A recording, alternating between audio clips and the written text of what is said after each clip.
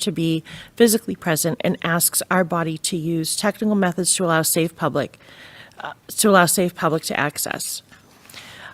We would encourage viewers to utilize the BevCam streaming options this evening if possible. As a note, Beverly has prior approval for remote participation, although the chair and a quorum would be physically present when this act and its extension expires. So joining us today are members of the school committee and various members of district administration and leadership teams. We will conduct a full roll call attendance in a moment for the record, since the meeting application sometimes does not display all participants. Please remember that any audio video you supply on this platform will become part of the meeting record. As such, please use your mute functionality to prevent background noises. So I'd like to ask President Abel to conduct a roll call vote. Not vote, roll call attendance. We'll do roll call attendance just to make sure everyone can hear and see us this evening. Joining us in person, we have school committee person Dr. Jeffrey Silva. Here. And we have our citizen rep, Laurel Clanton Bolden. Welcome. Thank you for offering your service to this committee. Thank you. Here. Okay. We are also joined by our recording secretary, Liz Karan. Thank you. Also at the table, Dr. Suzanne Chirocek, our superintendent. Here. And our assistant superintendent, Dr. Dorothy Flaherty. Here. We have school committee person Karen Abel, who's chair of this committee. Here. And I am Rachel Abel, also a school committee person. We are joined by Principal Betty Taylor in person and Dr. Andre Morgan in person, as well as Aaron North in person. I just elevated you. Ms. Aaron North, you're working at it, right? We also have in attendance school committee person Lorinda Visnick. And online, we are joined by Principal Gregory Twombly. Here. We have our citizen representatives, Karen Goodnow-McGuire, remotely participating. Here. We can hear you, great. And also our citizen participant, Lorigan Sudak. Here. Okay, we have a student representative, Oliver Wagner, with us remotely. Here. Great. And Principal Gabrielle Montevecchi. Here. Great. The other participants remotely are actually our BevCam stream, as well as Dr. Flaherty, who will be presenting, and myself, who is hosting the meeting online. That's our attendance. Thank you. Thank you, President Abel. I'd like to begin with asking Dr. Chirocek to lead us in the pledge. I pledge allegiance to the flag of the United States of America and to the republic for which it stands, one nation, under God, indivisible, with liberty and justice for all.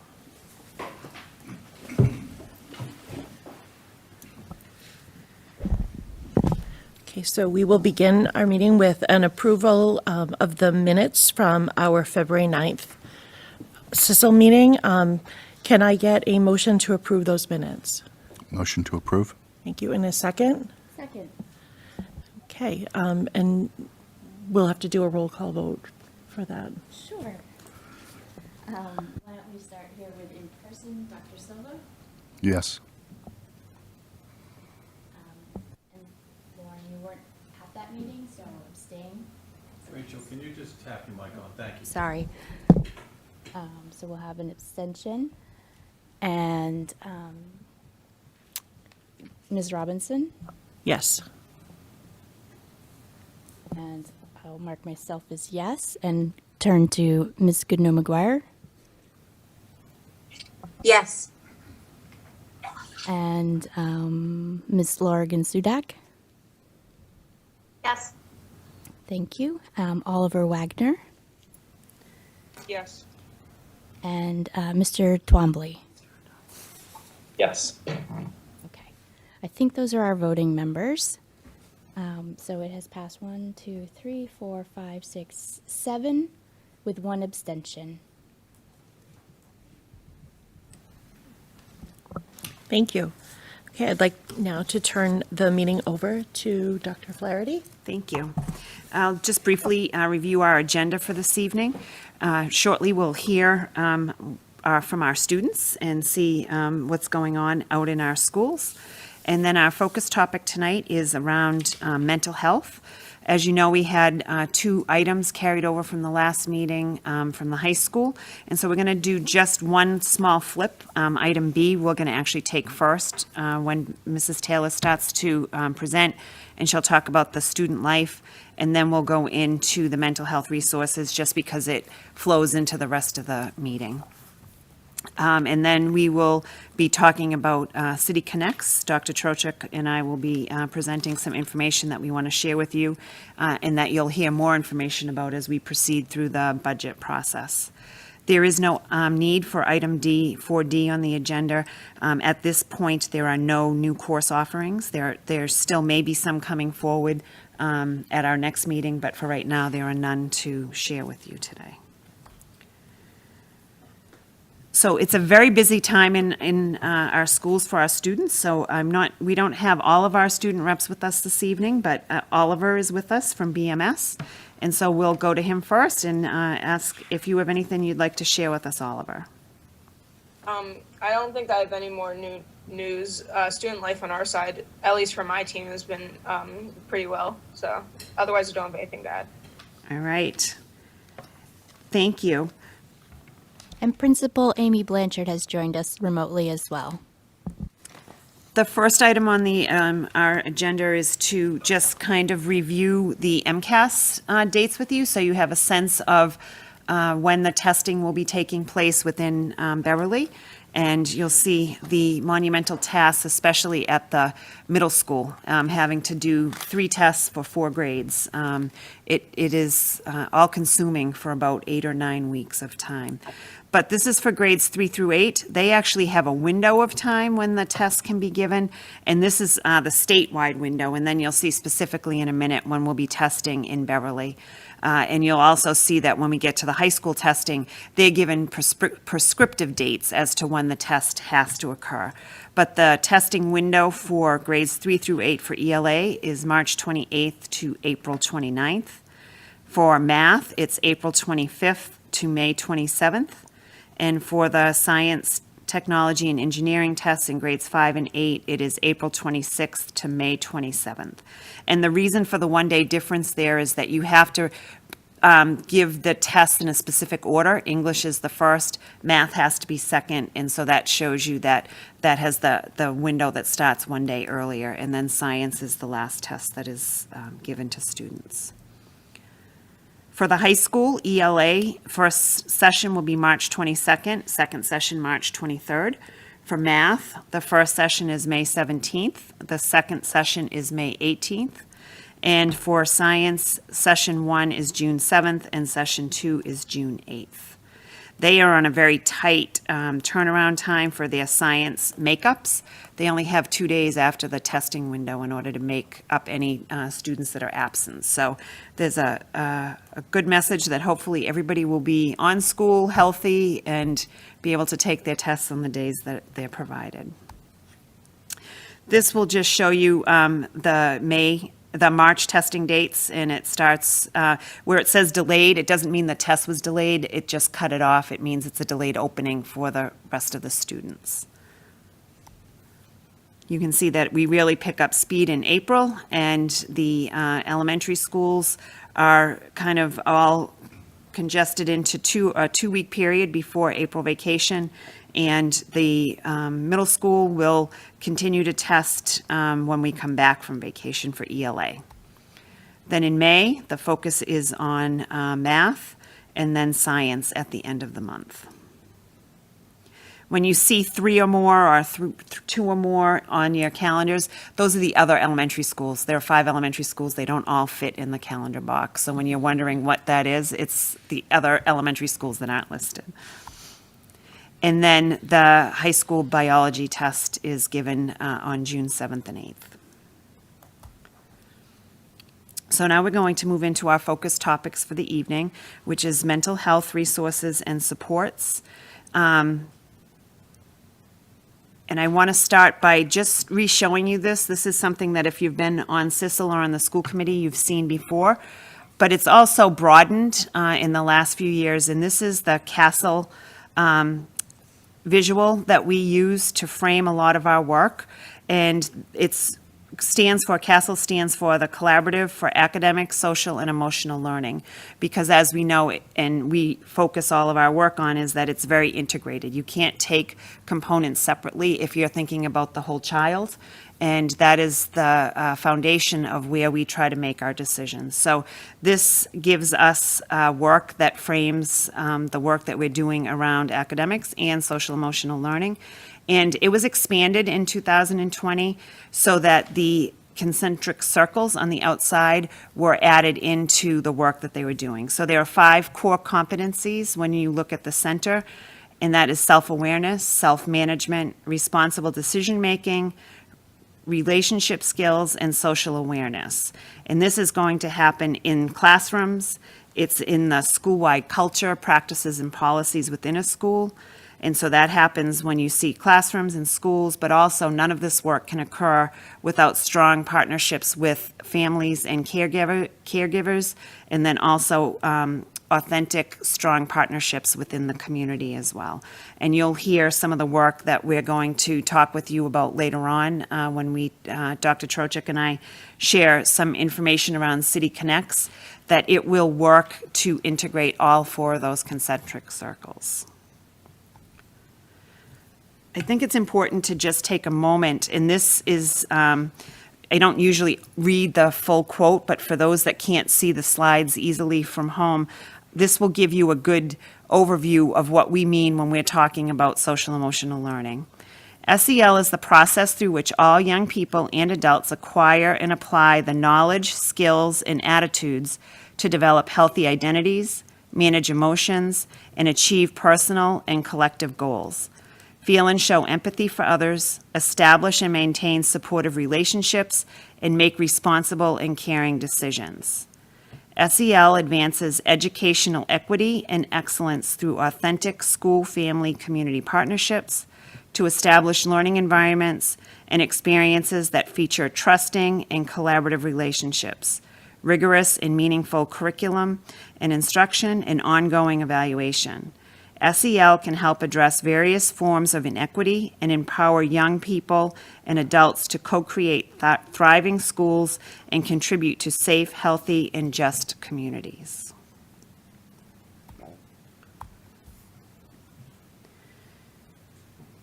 I wanted to use that framework to kind of frame the rest of the conversation that we're going to have from each of the schools, and then later for City Connects. And so now I'm going to turn this over to Mrs. Taylor, who will present for you both the afterlife, the school afterlife, which is also a part of our social emotional learning, and then the resources that are available for mental health supports at the school. Mrs. Taylor? Thank you, everyone, for allowing me to come back, and I promise I won't take too much time. But I wanted to continue with the report about what's going on at the high school and talk about a little bit about our after-school activities, our clubs, and sports. So at the last count, Beverly High School has over 40 clubs, some including, and these are fairly recent clubs, the BHS Political Review Club, the Great British Baking Club, the Photography Club, the World of Difference, the Spiritual Club, and the Red Cross Club. I would say this year alone, I've probably had students come and propose about 7 or 8 new clubs, and that means they need to find a faculty advisor who is willing to do that as well. So I especially had sent out a memo to staff this week listing things have started blooming, and there's all kinds of activities going on. We also offer some other opportunities for students in cooperation working with Dr. Andre Morgan. We've had a series of BHS student forums where we bring students together to discuss issues. We've had a couple on issues of race. In particular, our most recent one was gaining perspective, getting voices of students of color at Beverly High School, and we intend to continue with those until the late spring. remember that each class has its own class activities, and those have been sort of held in abeyance for a while, but I just met this week, and we went over the senior prom and the junior prom and the sophomore semi and the freshman semi. So things are getting Yay, going. they're back. Yay. You know, and the kids are doing their fundraising as well, too. One of the messages I gave to freshmen and sophomores last year was just work on developing a treasury, and then we can move on from there. Our ROTC program has a lot of extracurricular teams, including a drill team, marksmanship team, cybersecurity team, an academic bowl, and a physical fitness team. And then lots of times we try and provide opportunities for our students to volunteer. Particularly, our students show up and are good public relations for Beverly High School when they participate in the freshman orientation and the 8th grade open house. As for our sports program, as you know, we have a fairly robust sports program, and I have the numbers of the fall and winter sports participation, how many students were involved, and we just wrapped up our winter season with, Dr. Shotek's still very upset. Our boys basketball played against Central Catholic, and they did not win, but it was quite a game, and they really gave their heart and soul, and we're very proud of them. And our upcoming spring sports are baseball, softball, boys and girls lacrosse, boys and girls spring track, boys and girls tennis, sailing, and ultimate frisbee. We try to provide lots of leadership opportunities for the students. That is the chance to represent the school in different forums. Obviously, each class has class officers. We also have the team captains we see as part of our leadership team. ROTC cadet officers, another leadership opportunity. We have students that participate with teachers on our climate committee. I have student representatives on my site council. Both of you have, you know you have two of our representatives on the curriculum, instruction, and student life. And I should put a plug in for Mia Kasperwitz. She, and I was trying to find the exact wording, but she is going to be participating with another student in the track nationals in New York City. That's not a school-sponsored event, but she's been invited to participate. Maybe that's where she is. I'm not sure the exact date. Well, good luck if that's Yes. where she is. We also have lots of opportunities for kids to compete. The DECA competition, the states are this Friday and Saturday in Boston. And then from that, it'll be winnowed down to any national winners, and the national competition will be in Atlanta, Georgia. Beverly High School, for the first time, is hosting the preliminaries of the Massachusetts State Drama Festival here in the middle school. And the reason why they're not using the high school auditorium is that the musical is out rehearsing at the high school as well. So at the Mass Drama Fest, they're doing a one-act play presentation of Lady Windermere's Fan and competing with 7 other schools. And the Model UN has meets with different schools and areas, and of course our math team also competes. I think it's just so exciting for us to all be able to think about all these activities and sporting events, and everybody can go now. And, you know, I think life is really, as you said a few minutes ago, blossoming. And it's at the high school, the middle school, and even our elementaries. So it's a good time of the year to be part of a school system. Thank you. Do you want me to go into the next piece? Yes. Any questions? Dr. Silva. You indicated that for the fall sports, there were about 262 students participating. Wondering about the numbers for clubs. Do you have a sense of the number of students that are participating in those clubs? I don't have as exact a number. I know our more active clubs, such as Stage Right and Model UN, probably have numbers in the 20s and 30s. Some clubs are very small, just 2 or 3 kids. I would say that roughly, probably about 200 kids participate in one form or another in the club life of the school. Thank you.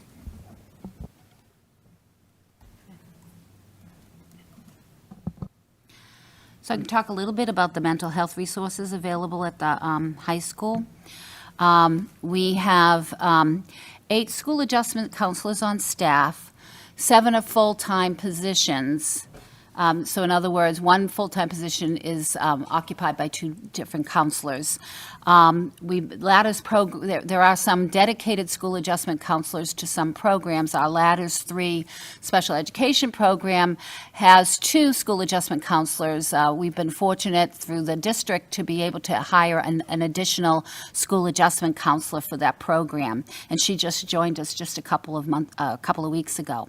We have the Beacon program, which helps students with transitions back to school if they've been away for hospitalization or school avoidance issues. And there's a school adjustment counselor assigned to that program. And then we have a school adjustment counselor assigned to our freshman academy who works with the Mark Thomas, the assistant principal, and guidance staff with the freshman teachers. We have also been fortunate that the district's hired this year an outreach counselor. What he has been doing is working as a liaison between the school and community service, and in particular, sometimes the social service agencies and the juvenile court system. And that's been very invaluable because we know that where less kids are slipping through the radar, and one of the things the outreach counselor do, and I should say his name is James Ritos, and he's doing a great job, is connect with families. So he's out of the building quite a bit, finding families, speaking with them, and helping there. We're also fortunate through a grant to have a health counselor, a school adjustment counselor, from Leahy Health. That person is about 30 hours a week. The woman we've worked with has been away on maternity leave, but she's back this week, so that's another supplement to the program. So we're pretty healthy as school adjustment counselors. I will say that they're a pretty good unit. They meet weekly with the student support team that consists of not only the school adjustment counselors, but the guidance counselors, the nurses, the school resource officer, and the assistant principals. The school adjustment counselor on the freshman team meets weekly with the freshman assistant principal and teachers. The school adjustment counselors have their own monthly meeting. And there's always a monthly meeting of the Community Collaborative Initiative with the Essex County District Attorney's Office staff. So there's a lot of good communication going on with our school adjustment counselors, not only with outside resources, but within the context of the school. A little bit more information about some of our programs that have school adjustment counselors assigned. As I said, Beacon program is a short-term intervention designed to help students return to school who have a prolonged absence. It's modeled, and we take coaching and training from the Bright program. We just picked a different name, but there's many models of this program across the North Shore area. The Beacon program wants to help students get back into school. So there's academic support in the program, there's clinical support, family support, and coordination. But the ultimate goal is that you leave the Beacon room and get back into the swing of your classes. We also are fortunate that the district partners with the PASS program, that's Positive Alternatives to Student Suspension, and that's in conjunction with the YMCA and North Shore Recovery High School. So this is an alternative to suspension, and it's an opt-in. Parents and students decide to go there instead of taking a day or two of out-of-school suspension. And it's at the McEwen Youth Center, and there are coaches there or tutors there to assist with academics.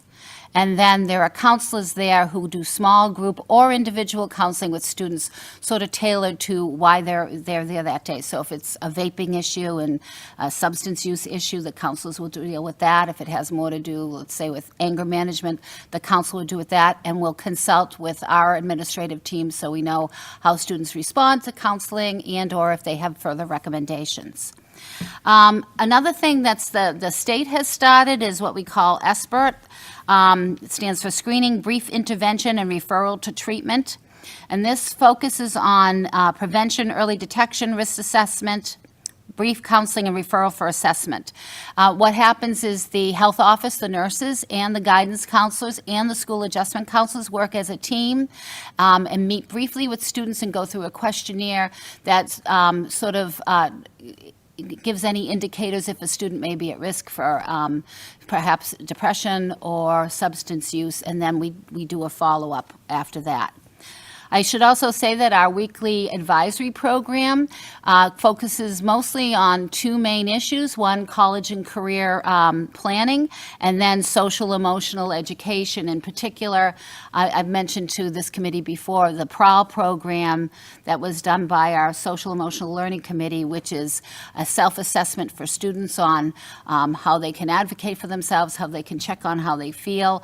We have that up in every classroom. We ask teachers to incorporate it in their instruction, and we also do lessons on these skills in advisory as well. Any questions for Mrs. Taylor? Dr. Silver? Can you give a sense of, in terms of the students that are having prolonged absence, what the numbers are, and also across the grades, what they look like? Are you talking in regard to the Beacon program? Or the whole population? The whole population. Yeah. The Beacon program probably has about 8 to 10 students in it, depending on what's going on. Attendance in general, we probably have a core group of about 30, 35 students who are severe attendance issues. And a lot of those are the students being targeted by our school adjustment counselor and administrative team. I don't have the data on attendance in general. We have been keeping an eye on that, trying to get kids back into the habit of coming back. The school assistant principals work with, we have a teacher assigned to them as a duty, work on taking a look at kids that are getting very close to going near to the 10% that the state wants to avoid, and we try and do interventions by notifying the student about our concerns and notifying the families. But, I mean, I can bring that data another time. I don't have it with me right now. We actually ran the attendance data today. I haven't had a chance to look at it yet, but it's the topic for our principals meeting on Monday.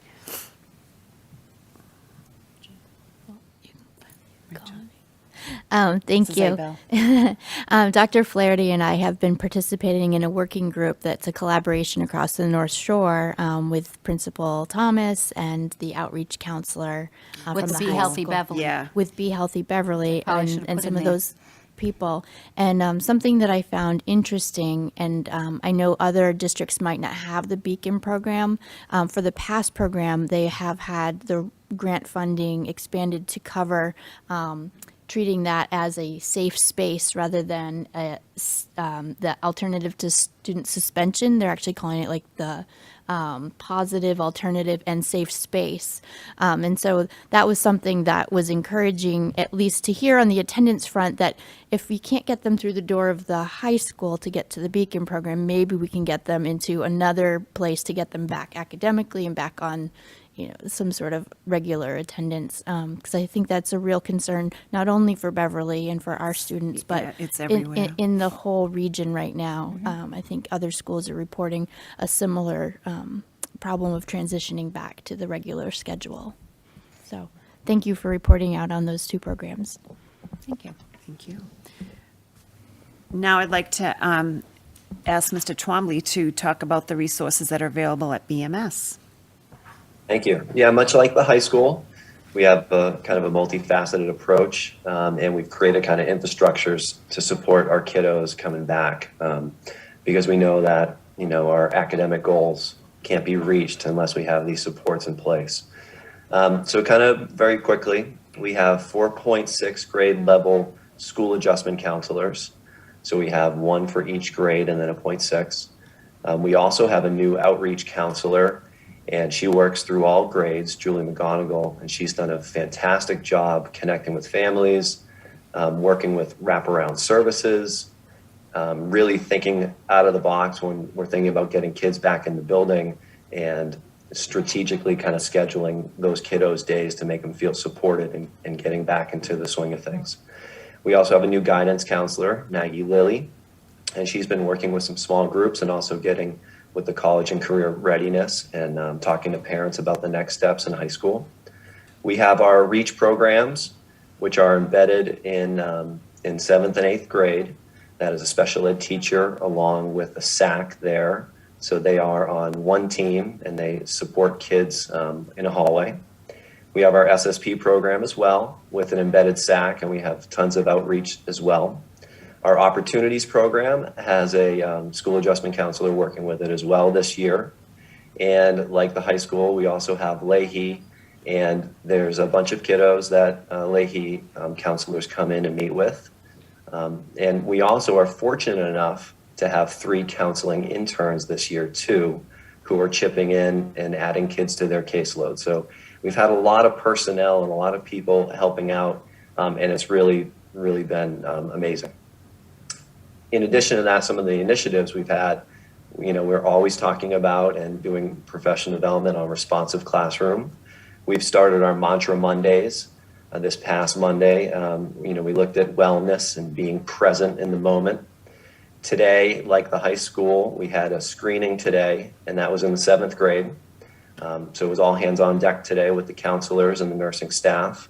The NAN project has also visited grade 7. That's something they did last year. And they've already done 1 team this year. They have 2 more to go.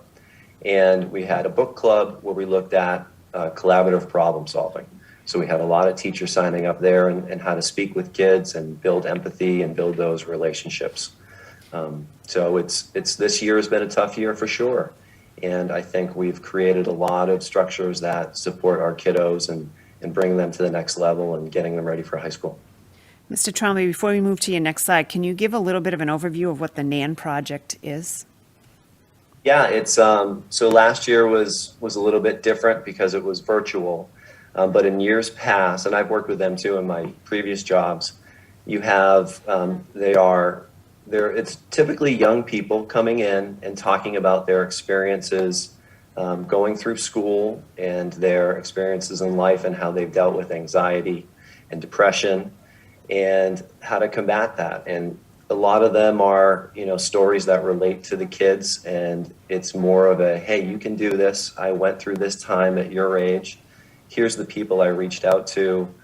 They're talking about mentors and coaching, and kind of gives the kids a pathway, so to speak, that yes, you may be feeling a certain way, but there are people here to help you, whether it be school teachers or mentors in the community or family members. And so it's kind of an eye-opening experience. It's very real and frank, and the kids are really drawn to it because they have kind of young people, 20-somethings, talking to them, and they can kind of relate to it. So it's fantastic. Thank you. We also have ongoing collaboration with Dr. Morgan. He's been a fantastic asset to our school. He was in there today working with Jamie Norton, our assistant principal. We have restorative justice practices, and we've looked at discipline through dignity and grading with equity. So all of those things. We talked about Mantra Mondays. Our leadership classes. So we've targeted students within our schedule, and we've created these leadership classes taught by Maggie Lilly and also Julie McGonigal, our outreach counselor too, and that has an SEL lens to it. And then we've started a pilot of the house system in grade 6. And we also have a scheduling committee that we've been looking at for next year to kind of offer new ways of strategic scheduling to support kiddos and their mental health. Thank you. Any questions for Mr. Twombly about the middle school? Thank you, Mr. Twombly. And this is a visual about what is happening at our elementary schools. And I think that you've heard some of the talk from our secondary level that would also support this approach. But this really gives you a clear visual as to ways that you've heard us talk in the past about trying to do a tiered intervention or a tiered approach for both academics and for support services and resources. And this is a great way of looking at it. On the left, we have building personnel and the support that are available for students. And on the yellow, on the right side, we're talking about programming and curriculum that is used within the classroom. So for all our students, which is what we would refer to as Tier 1 students, that's everybody within a building, every student has access to an adjustment counselor if they need it, and the adjustment counselors also go in and do classroom-type activities and address full groups of students. For those that might need some additional support or interventions, that moves up to the second block, which is Tier 2, and that is more specific social emotional interventions, small group interventions.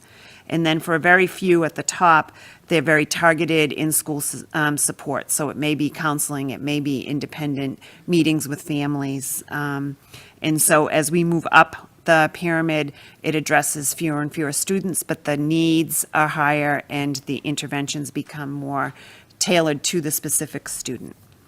On our other side, in the yellow side, daily in our elementary classrooms, they are practicing and teaching responsive classroom techniques. We're sending a group of new teachers this summer, early fall. We try to do every other year to make sure that all teachers are kept up to date with responsive classroom techniques. And every elementary classroom also starts the day with morning meeting that embeds a lot of the responsive classroom techniques in the classroom and allows all students to be able to have a voice. They all go around the circle and share something about themselves, and there's also academic along with social emotional learning that happens at morning meeting. Weekly, they have our second steps curriculum and steps to respect, which is working on those self-awareness and relationship building skills. And then monthly, our elementary schools all hold a school-wide meeting. They approach it differently, but most of them take on different roles where one classroom takes the lead each month in running the morning meeting and the monthly meeting, and then also sharing something about that classroom so that by the end of the year, everybody has had a way to take a leadership role within the activities that are happening within the school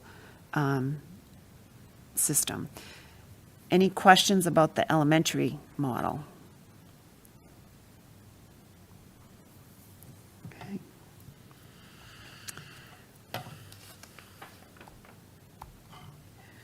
So that leads us to the next part of our agenda, which is you've heard about some of the great things that are happening to support students within our schools, but we also want to broaden that as we know we have deep impacts from the pandemic. But even before that work started, we were working on trying to have a structure and to really focus on that multi-tiered system of support so that we were making sure that every student got what they needed. And so we have been looking at and doing research on multiple programs that are out there. We've looked at different opportunities, some that are local, some that are further away. And what we found were we would find great programs that focused on one specific area, whether it be behavioral, some that focused on UDL, some that were more academic focused. And if you could take bits and pieces from each of the programs that we had been looking at, you would have what we were looking for. It was, nothing will be the magic bullet, but looking at something that addressed the whole child, the whole school, and had that, if you go back to the CASL framework that we started with, we come full circle where we wanted something that would look at both academics, social emotional learning, and making partnerships with families and the community. We were able to come across this program a lot through our work with ECLC. Dr. Trochek will talk about that in a moment because this actually started before I came. They had talked about this program and then it resurfaced just recently.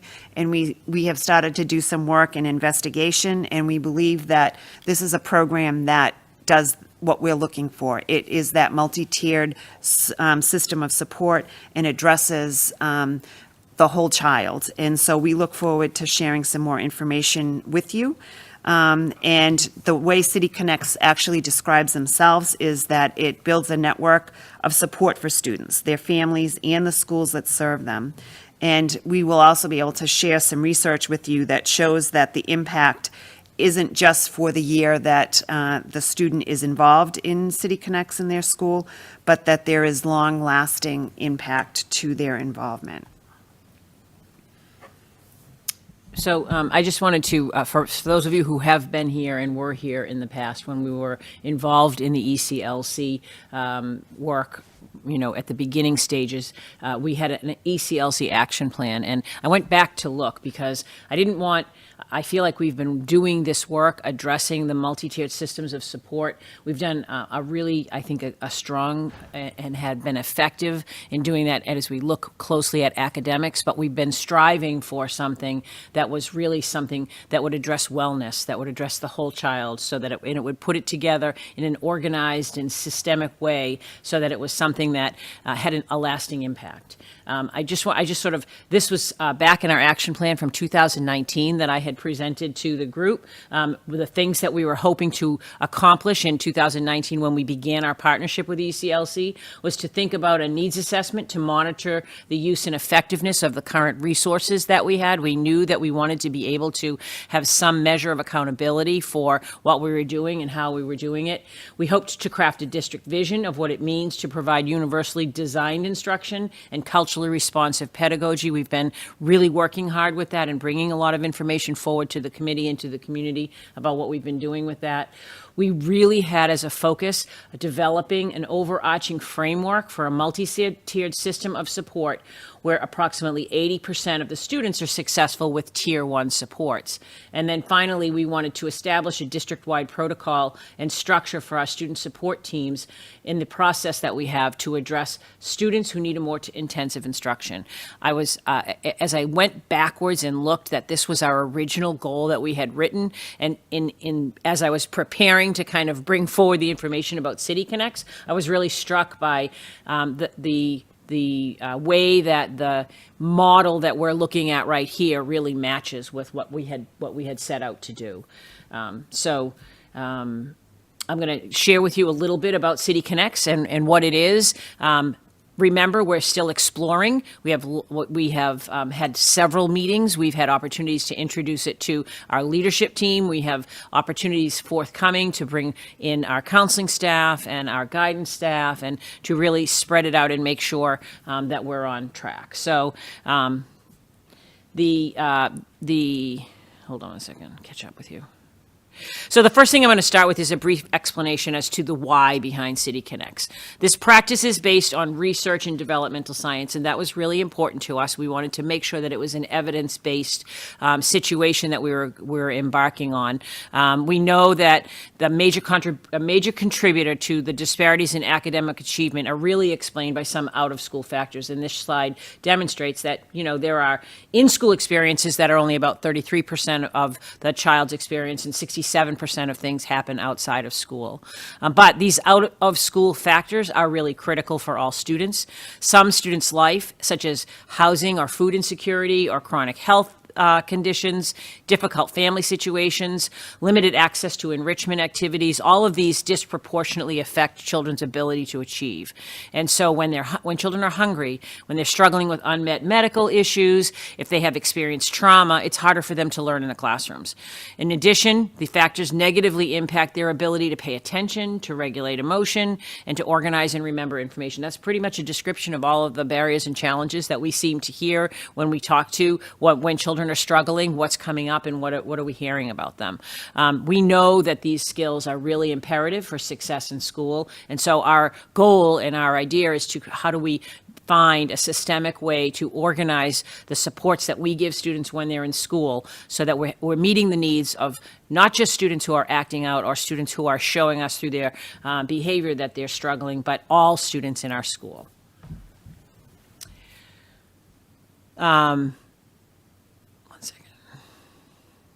So what City Connects does is it takes existing resources and tries to target existing resources to the right student at the right time. If you look at this slide up here, there are a number of support services, community-based services, services that we offer through school, services that families access in different ways. And in the center of that whole thing is the schoolhouse. And so we know right now, especially in the times as we've experienced through this pandemic, that the schoolhouse is really kind of the epicenter of where students are going and where they're trying to access their services. And these are the services that are listed up here.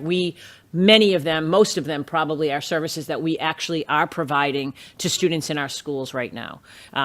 However, if you take a look at this slide, it's what BC calls the chaos slide, and in a way, I kind of can relate to that. All of these services are available, and we are accessing them, but they're in a chaotic fashion. So in our individual buildings, in our individual schools, or even within a school, individual counselors are accessing some of these supports for students because they're aware of them and they're knowing of them, but they're just sort of, they're kind of all over the map in terms of how do you do that and who's accessing them at what time. And we don't, in terms of accountability, we don't really have a clear list or a clear way of organizing who's been receiving what supports are the most effective, and how are we making sure they're getting to the right students.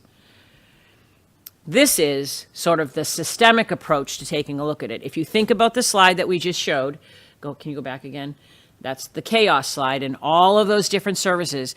If you take each one of those services individually, and now go to the next slide, they will fit into one of these areas. They will fit into either a community-based support that's preventative, a community-based support that's early intervention, or a community-based support that's intensive intervention, or a school support that's prevention, a school support that's early intervention, or a school support that's intensive. And so, were you trying to say something? Yeah, I was just going to add something when you finish. Oh, all right. So we look at that as the 3 tiers, right? The prevention is that tier 1. That's what everybody needs. We would like to think that we can meet the needs of all of our students by having services in place at a tier 1. Those would be things that are in the classroom, your regular responsive classroom work, restorative circle work, some of the Prowl information that Mrs. Taylor mentioned, the Mantra Mondays. Those are all tier 1 sort of ideas about how we would address things. Early intervention would be some of those tier 2 supports, so some of those more specialized supports, and then intensive intervention. Really, only about 5 to 7% of our students, we hope, if we're doing this well, really require some of those more intensive supports. That was what I was going to add in. Oh, the you were TID gonna? system. All right, there you go. Sorry about that. I stole your thunder. So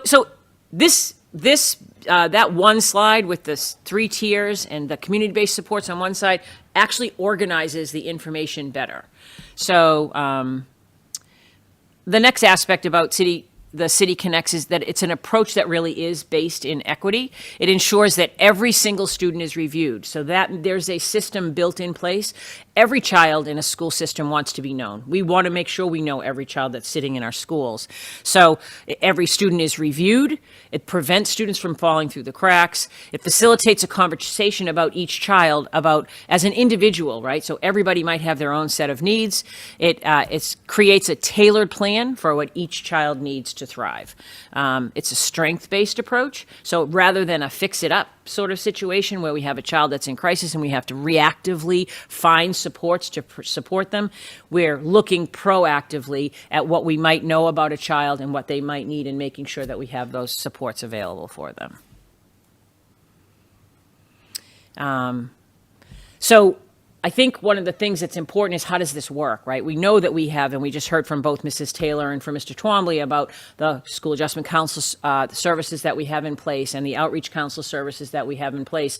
The way that this system works is that there is an individual in each building at probably at a 1 to 400 ratio. That's what the City Connects folks would say is an important ratio, that is available daily to do the work. And so this is a description sort of what that City Connects coordinator would do. It's a full-time, master's level school counselor or social worker. They are embedded into the fabric of the school community. So they don't work for City Connects. They work for Beverly Public Schools. They're a member of our staff. The coordinator holds a primary responsibility for the electronic record keeping and coordinating the data.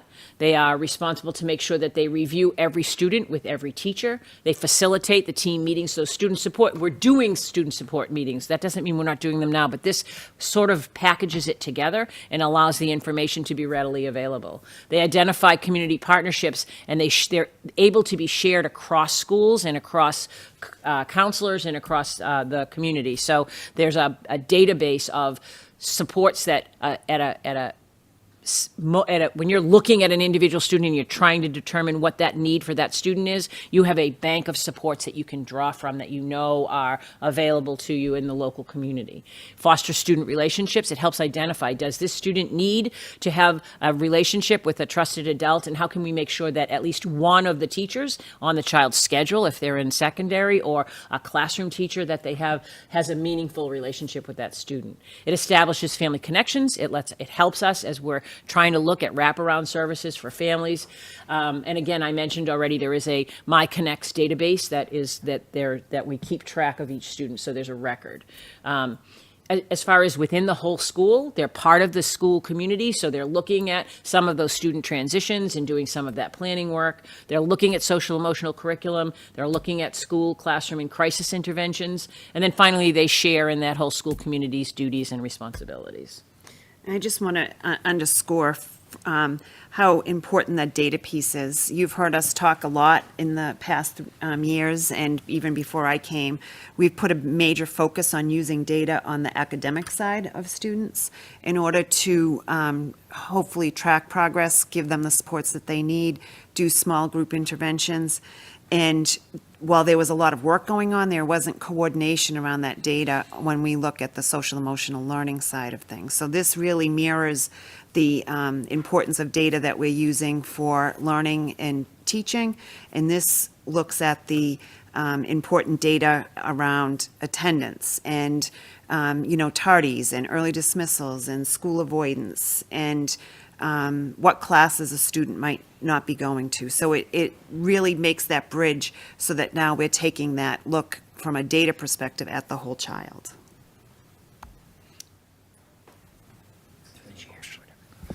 Dr. Silver. Looking at students in the middle school, do you find that the same students require that level of support through high school, or are there new students that emerge when they get into high school that sort of now become new? Both. There both. are students that will need that support from kindergarten all the way through What fraction, senior and high like, school. what fraction of kids sort of carry that through from middle school to high school? I think that's a tough question. I will say that if we were to go back and look at that three-tiered model, right? If we had that pyramid, if you picture a pyramid where the majority, 80% is about the number that you would hope that you're meeting the needs through tier one supports, right? So that by just simply doing what you're supposed to do within the curriculum, that doesn't mean that you're not looking for relationships or things like that.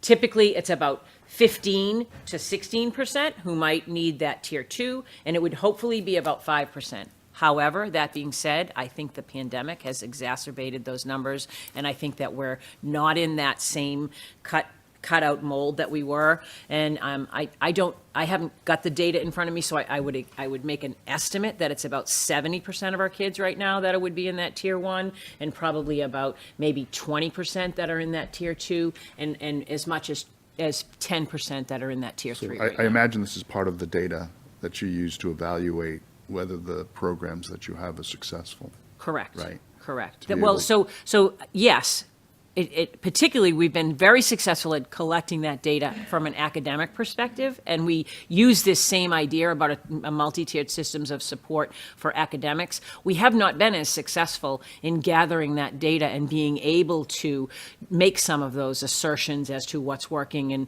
and what isn't, and that's one of the reasons why we're drawn to this model where we're creating a much better sense of accountability around how we're meeting the needs of students, and a better understanding about what's working. And what works for one student, we're talking about it's very different. There's not one program that's going to fix someone who's sad or anxious, or, and we're also, this allows us to also bring in, which more recently has become even more important, but food insecurities or health issues.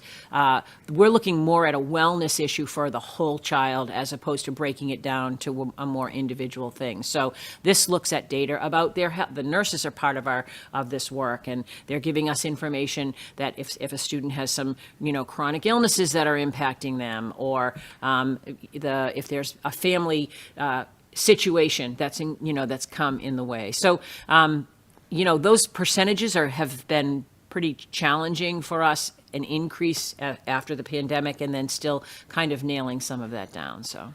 And I would say one of the positives, we always try to look at glass half full, right? One of the positives that may have come out of the pandemic is that there is more of a focus and acceptance to focus on social emotional learning. I just heard this morning on the news, I haven't had a chance to read about it yet, but they're showing some research in Boston that's showing a correlation between athletes getting concussions and mental health issues in the long term afterwards. So there's always breaking news on the mental health front that's just still unfolding. So you want to talk about this one? What we can say is, again, and at the beginning of this presentation, we mentioned that one of the things that was really important to us is that there was an evidence-based, research-driven sort of model that we were choosing. There has been quite a bit of research conducted through City Connects. They've looked at different outcomes for different areas that they were looking at for EL students, for students of low income, for Black males, for, a number of different subgroups of students. And some, through the work that they have done, some of the areas that they have identified positive outcomes were in these areas that are up here. Now, one of the challenges is it was implemented in many of the schools, starting in the elementary schools. So students might have had City Connects as part of their model through grade 5 or through grade 6. And more recently, we've been thinking about what it would look like in the secondary levels. And I think the pandemic has brought that full circle, because we've had 2 years. Students have lost 2 years of school experience, or at least normal, typical school experience. So, but some of the areas that they identified were higher academic performances, positive social emotional outcomes in school. One of the early indicators of success with this program is really measured in attendance. And so attendance rates, what do those attendance rates look like? Lowering rates of repeating a grade, less students having to be retained in a grade level. Decreased chronic absenteeism, not just increased daily attendance, but decreased chronic absenteeism, lower high school dropout rates, and then they are beginning now to have enough longitudinal data that they're looking into what are those after high school outcomes for graduation for 2-year, 4-year college participation at college. So for the chronic absences, is there a common reason for kids not? There's a lot of different showing There's a lot of different reasons. It's all over the place. There's no, and there really are. And that's one of the things that this should help. We want to be able to look at all of the areas and find out what those are. Mr. Thomas did a lot of work last summer in his work that, Ms. Abel mentioned earlier, the Be Healthy Beverly. And actually, the work that he did really speaks to what this says. He took an opportunity, I think it was 2 summers ago or last summer, to reach out and individually interview students that had chronic absenteeism and really dig deep into, so what are the reasons, what could be done, how can we work with you, how can we help your family? And the number of reasons there were so many different reasons for chronic absenteeism, so. So are there classes that the kids have, the kids that are chronically absent? Is there at least 1 or 2 classes where there is engagement and they like to come to school for that? That's the data that we would be looking at, and individually, that's what they're doing right now at the high school. But this helps to kind of bring a systemic approach to taking a look at it that way. We're hoping to turn it from the anecdotal data into something that we can make that's more. Yeah. This next few slides I'm going to go through quickly because we are actually a minute over sorry. time here. But we will have more time to talk about this. As we said, we're in the still in the investigation stage, and Dr. Trochik will share some things that are going to be happening even as of Friday. But this just goes to show you some of the data, and where you can see the blue line is the City Connects and students, and you can see how that compares to students across Massachusetts, and then the dotted line are the kind of the control group that were in the Boston Public Schools but not involved in City Connects. This looks at ELL students that were connected to the program, and then the red is the comparison group that were not involved. This looks at the chronic absenteeism, and again, you can see the lower chronic absenteeism rate of the blue, which is the students that participated in City Connects, and the red line, those that did not participate. This looks at absences, and you can see across the board that they had fewer absence days if they participated in City Connects. And this looks at the rates of students being retained. And you see that while they participated through grade 5, the impact stayed all the way through high school. And that actually has some of the biggest impact. This is the subgroup data for looking at Black students and Latino students. The green are the students that participated in City Connects. The purple are the students in the comparison group that did not participate. And then just finally, students that were, so basically the summary is the students that were in a City Connects, even just during elementary school, had a higher probability of enrolling in post-secondary education, and they had a higher probability of graduating than their comparison peers. So there are research, lots of research studies that have been conducted. All of these research studies are available on the City Connects website for anybody who likes to read research and would like to take a look at those.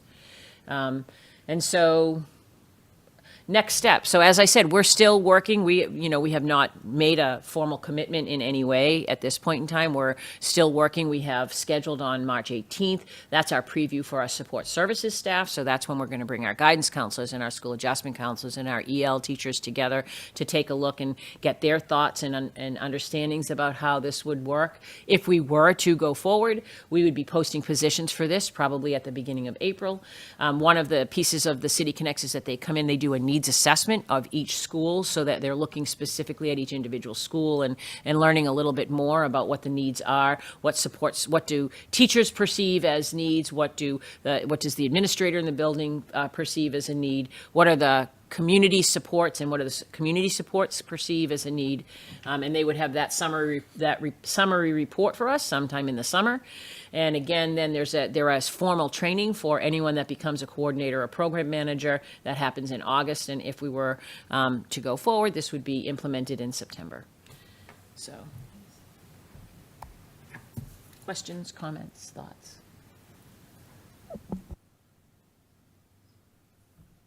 If not, I think, should we entertain a motion to Adjourn. adjourn? So that's moved. the end of the agenda. A second? Second. Thank you. Take a roll call vote. President Abel? Sure, and I think we had a few people drop off, understandably so. Let's start with Dr. Silva. Yes. Okay, and Laurel Clanton Bolden. Yes. Thank you. Just looking here. Karen Robinson, Yes. Rachel Abel, yes. Mr. Twombly, Yes. Laura Sudak, Yes. and I think that's all we have left. So I count 5. Okay, and we are adjourned. Thank you. Adjourned. Thank you.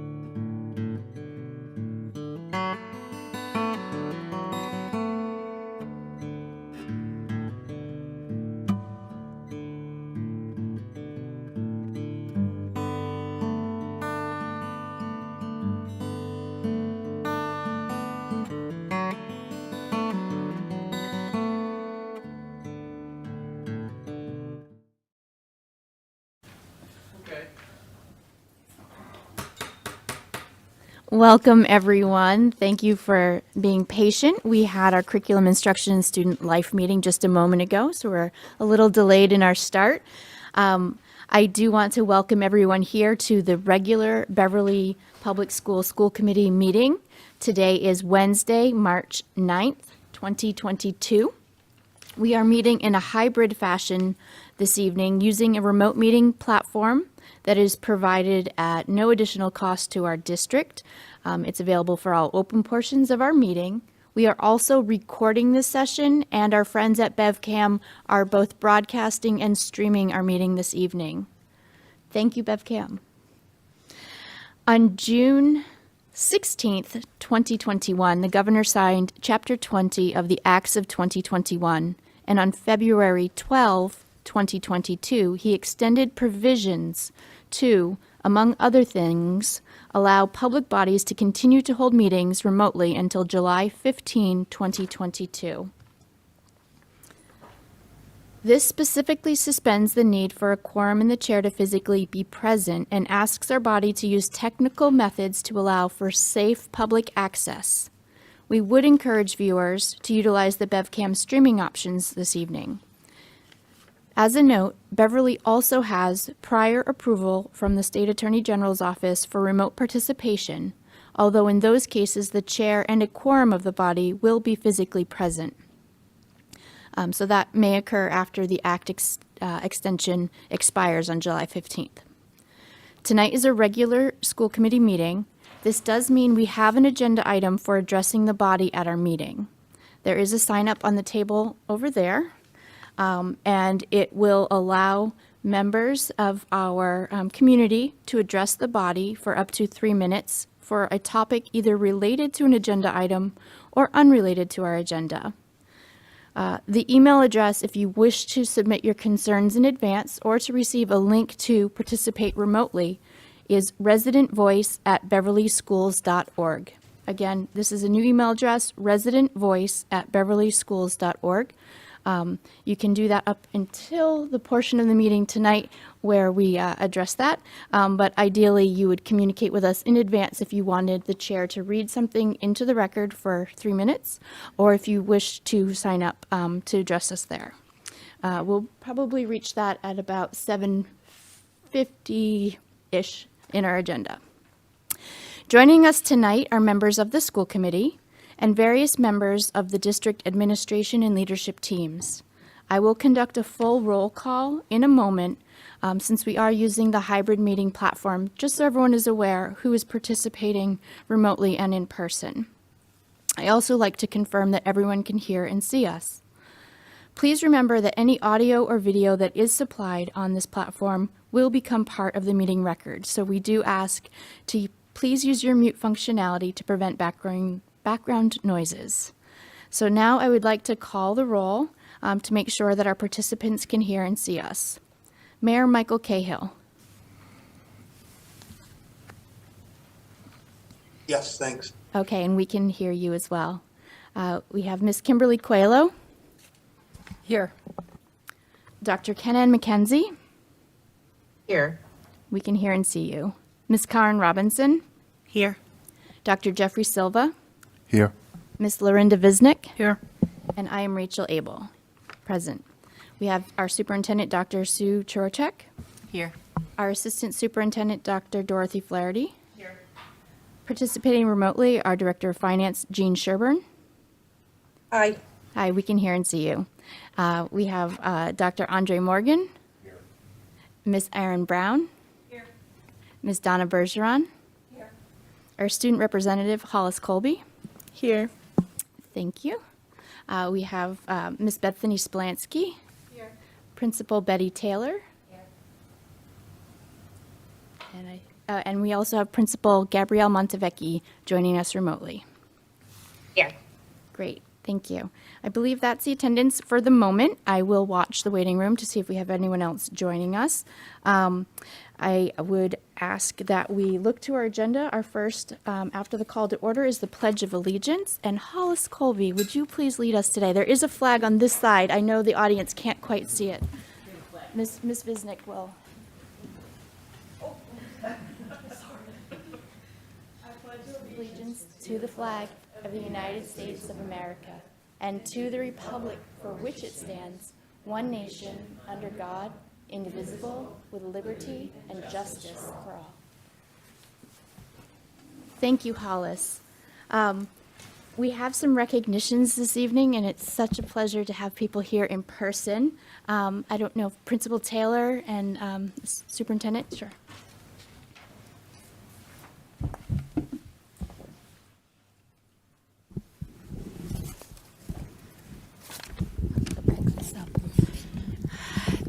Thank you, everybody. I'm pleased to, oh, that's even easier. I'm pleased to recognize some students and the work that they've been doing, and I'd like first to recognize Ava Grant. Ava Grant is the recipient of the, and I want to make sure I have the organization name, the Jewish War Veterans of the United States Award of Classmates Today, Neighbors Tomorrow. We submitted our nomination. Her name was nominated by guidance counselors and then the guidance staff with the administrative team. Ava's getting recognized for her contributions to the community. I think in particular we can talk about her work with our Gender Sexuality Alliance and Women's Empowerment Club and many other community service. I should also note that in January she was chosen by the Boston Celtics as one of their heroes among us, probably for the same work that she's been doing. So we'd like to recognize Ava Grant.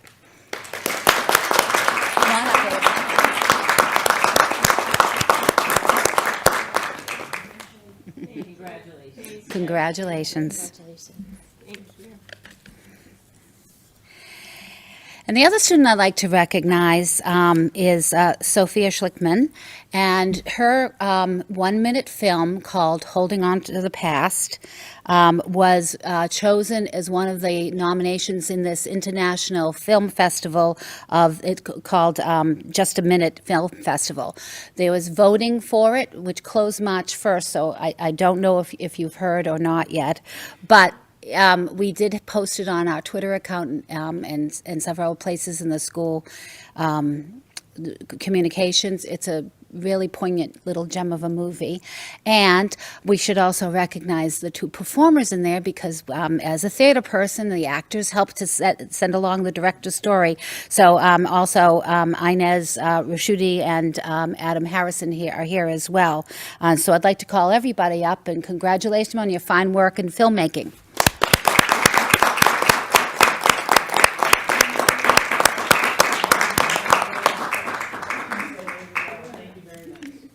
Thank you very much. Thank you. And thank you, parents and caregivers for bringing our students' work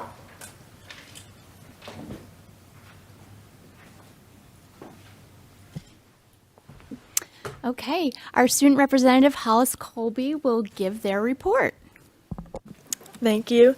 Last week, students came back to school after February break, and also at the beginning of that week, masks became optional for both students and staff.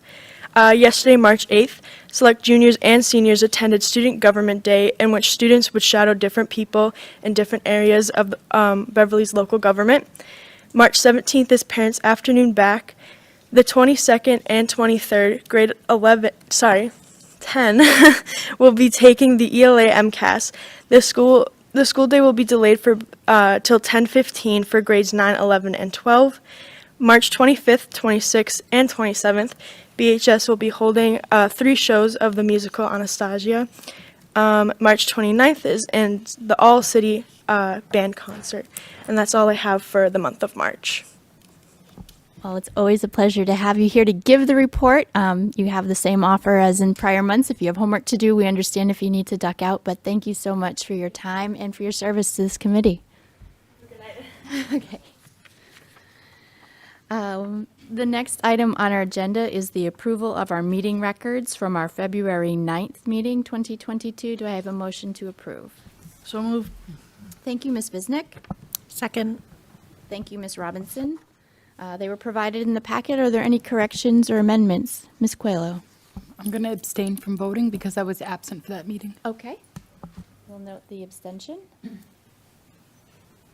Any other comments, corrections, concerns? Okay. I am not seeing any. I will take a roll call vote. I'm going to use the same order this evening. Mayor Cahill. Yes. Thank you. And Ms. Coelho, you're abstaining. And Dr. McKenzie. Yes. Thank you. Ms. Robinson. Yes. Dr. Silva. Yes. Ms. Visnick. Yes. And Ms. Abel, yes. So that's 601. Thank you. And now, 7:50 on the dot. However, we don't have any members of the public. I wonder, Ms. Bergeron, if we did receive any emails at our new address or our prior address for resident voice? Neither. Okay. We'll make sure that everyone's aware of the new email address. We still have the other email address activated as well, and we'll look for those opportunities to hear from our residents. Next is an item by consensus. This is a group of warrants as listed in the agenda labeled A, B, and C. Looking for a motion to approve these warrants. So moved. Thank you, Ms. Visnick. Second. Thank you, Dr. Silva. Generally, we don't have questions. So all those, oh, actually, I've got to do a roll call again. Same order. Keep everyone on their toes. Mayor Cahill. Yes. Ms. Coelho. Yes. Dr. McKenzie. Yes. Ms. Robinson. Yes. Dr. Silva. Yes. Ms. Visnick. Yes. And Ms. Abel, yes. That is 7-0. Madam President, Yes. just for record keeping, I know it's hard to hear when you're down there, but that second was Miss Coelho. It came was from it both both? ears. Oh, It okay. was both ears. I didn't hear that one And- at all. And I Like had I a said, it's hard to visual hear. that so you know how light travels faster than sound sometimes? I saw his lips moving, and so I heard it, Okay. and I heard it here. I didn't see or hear that, so thank you. Yeah, no worries. She'll get the next one. Thank you, Ms. Visnick. Okay, I have some very brief updates from the chair. Mostly these are just reminders to make sure our calendars are appropriately marked. Our committee of the whole meeting is actually supplanted with our joint council meeting with our friends in the city council. I have been working with the city council president, Ms. Flowers, to set that agenda, and we're looking forward to a full, robust evening of conversation related to our budget, as well as some topics that Dr. Trocheck and Dr. Morgan will be sharing with us and the city council. And I actually do need to check in with Dr. Trocheck on one final item. I don't think that I received any other requests from this committee for that agenda, and generally, the city council will post it first, and then we'll post ours to mimic that as well, since it is a joint council. We have our open meeting law training that will be conducted virtually, so you could do it from your home or wherever you have internet service. That is on March 31st, and it's scheduled for 6 to 8 p.m. And then, as the chair reported out, I am trying to establish a night that we could have an executive session briefly. It seems like we don't have schedules that are meshing very well, so it may be Wednesday after the city council joint meeting. We'll just duck into a conference room and perhaps do it in person. But we'll look to see if we can find a common date where we'll have a quorum available. We'll keep working on that. That's it from the chair. And now I'd like to ask the superintendent to take over with her report.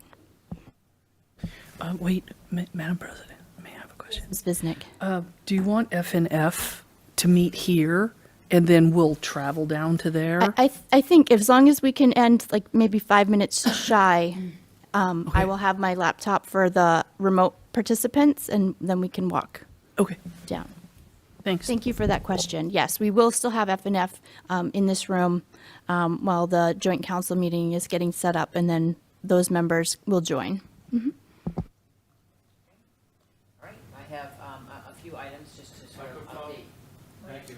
Thank you, sorry about that. Just a few items. I have a very brief COVID update, just as I'm in the habit of doing and had said that I would. I have a budget update for you, and then we have a conversation around substitute rates that I had promised to bring information back to the committee on.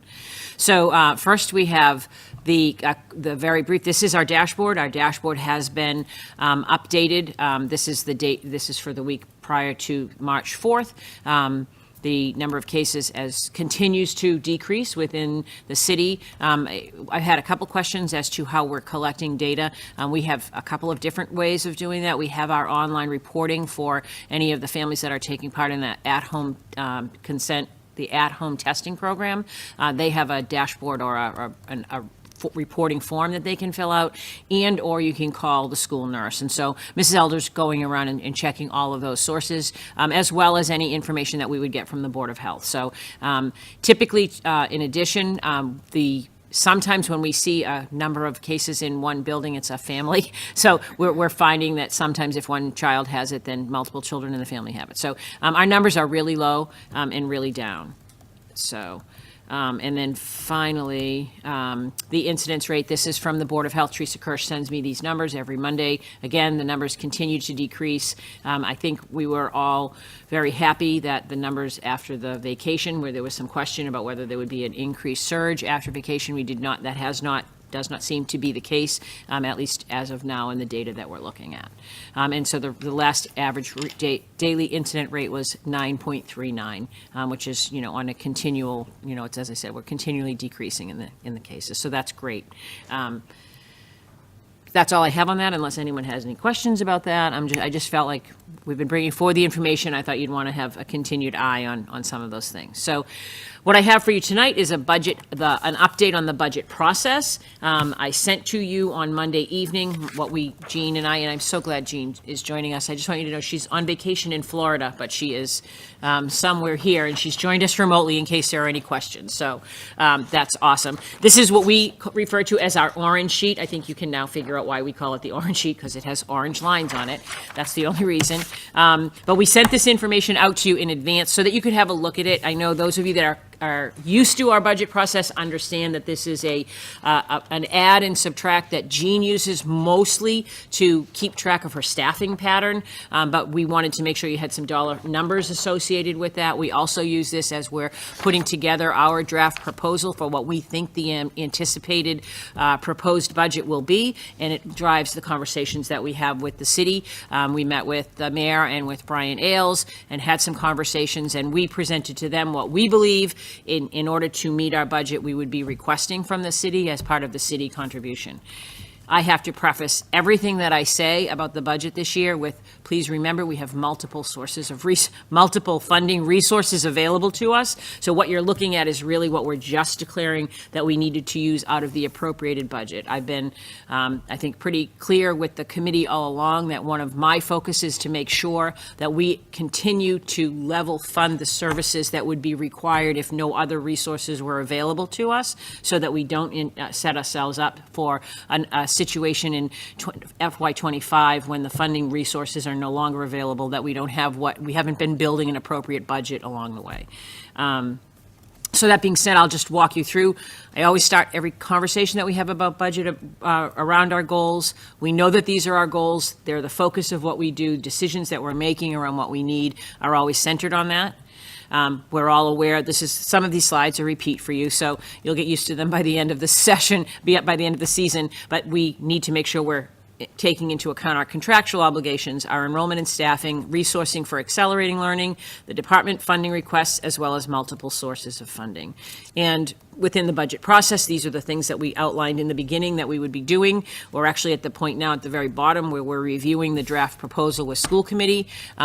What would come next, Jean, this isn't all you get for those of you that are new. What you end up getting for the next session is the full budget book. That gives us line by line information so people can look through and scour and see whatever they need. That is also what we utilize as our document for the budget hearing for the public. We are required. Jean, jump in if I'm wrong, but I think 7 days prior to the hearing, we have to make that a public document. So that budget book is the actual budget. These are just the adds and ins and outs of what we do in terms of making some of those decisions. These are your priorities that were established through the meetings that we had. Again, we keep these on the forefront of our decision making. We know that these are the priorities that all of you had brought forward, as well as some of the other stakeholders in our meetings with the union and our meetings with other people. So we're back to the sheet with color coding. I want to also start by saying the color coding is for me so that I can explain to you if you have questions why why that has either moved. So an item that is in green means that it was an existing position this year. It's not an added FTE, it's not an added position, but it's a position that we're moving from ESSER into the appropriated budget to make sure that it's there because it's a position that we want to maintain and sustain as we go forward. The items, the positions, I didn't take them out. I'm not reporting. These are not if they're not color-coded, they're not reported on your orange sheet. We'll talk about those at a future meeting when we talk about ESSER, but that's just to make sure I wanted the complete list, at least where we are right now for everyone, so you'd have an idea of what we were thinking about and how we were thinking about funding those. So we have a continuation of staff that we have already have in place for FY22, those positions, a grade 3 teacher at North Beverly. That's an enrollment. That means that we know that we are moving that over. Building support at the middle school and the outreach counselor position at the middle school. So we've identified those as positions that we want to maintain and that belong in the district budget. Again, Can you go back? do you want me to go back? Yeah. Ms. Visnick. So on the orange sheet, Yep. under North Bev, Yep. when we see that there's a grade 3 teacher on there and there's a dollar amount, but underneath the FTE, we see a 0. Yep. It's because It already exists. and it it's not already in it. exists. Jean needs to have that be a 0. She was very clear to me so that it doesn't mess up her staffing pattern later on. So that when she reports to the F&F that she has so many FTEs and that she's increased this number of FTEs, she's not increasing an FTE. It's just a dollar value that's coming into the budget, which is why there are some zeros in the columns. And that person exists today, Correct. but we're a paying for different that fund, person out of not ESSER. inappropriate. Okay, thank you. Exactly. And that's going to happen in a number of the positions as you go down the list. So that was a great question. Thanks for asking that. I think this year of all years, it was, somewhat complicated. We were really making sure we have an eye on the staffing pattern because that drives Jean's, all the work that she's doing. So from an accounting standpoint, it's pretty complicated. Thank goodness we have Jean because she knows where every penny and person are. And so that works very well. But that's how we're sort of doing this in order to kind of track that. So these are new requests. From pre-K to 8. So these are new positions. You'll see that they should be reflected. Hopefully we've done our work correctly and they are reflected as ones on the orange sheet. We're looking to add in pre-K through 8, 6 City Connects coordinators. You'll notice that on the orange sheet, there's one that has a 0. There will be one City Connect coordinator that will be a position that exists that's transferring into that, so maybe someone that's currently in a role or a position that's one role is going to transition into that role.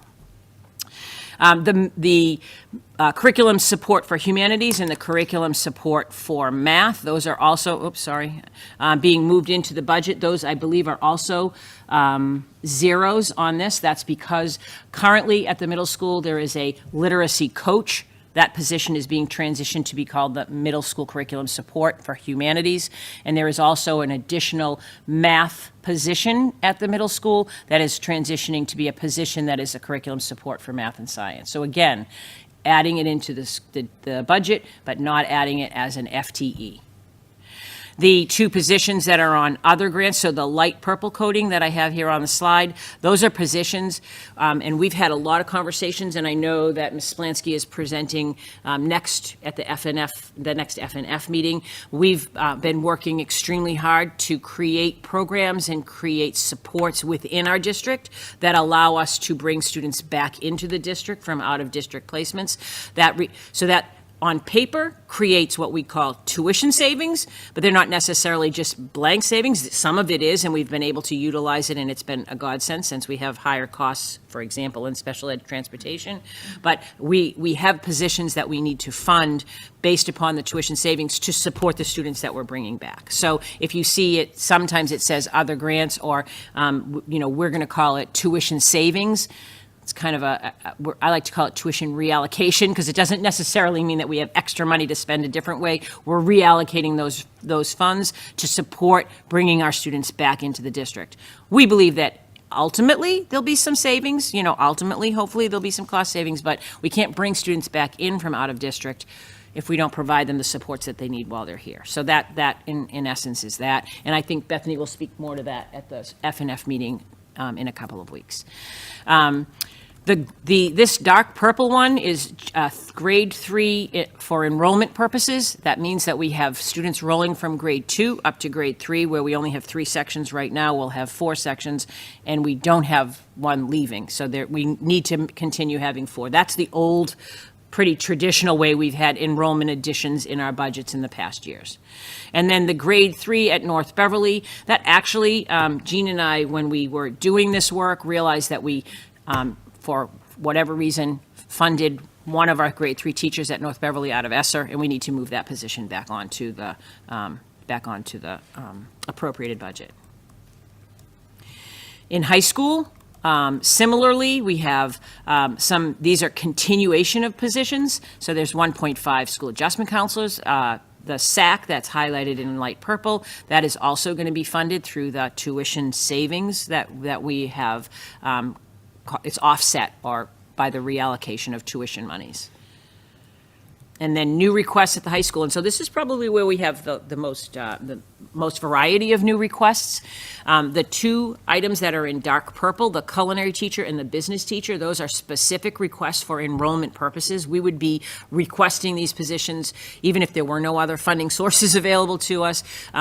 Our class sizes at freshmen in the freshman academy and now freshmen moving to sophomores have really increased in the past couple of years, as well as our inclusive practices have actually opened up more elective opportunities for some of our students in special education. And so we really had a need, and in particular, the business teacher also addresses some of the work we're doing in our pathway program. So those 2 are really, truly enrollment and the top priority, I think, from the requests that we got from the high school. And then in orange, we have an engineering teacher and an English teacher. Again, looking at enrollment and the need to provide and the number of requests we get for engineering and the pathways that we're trying to create.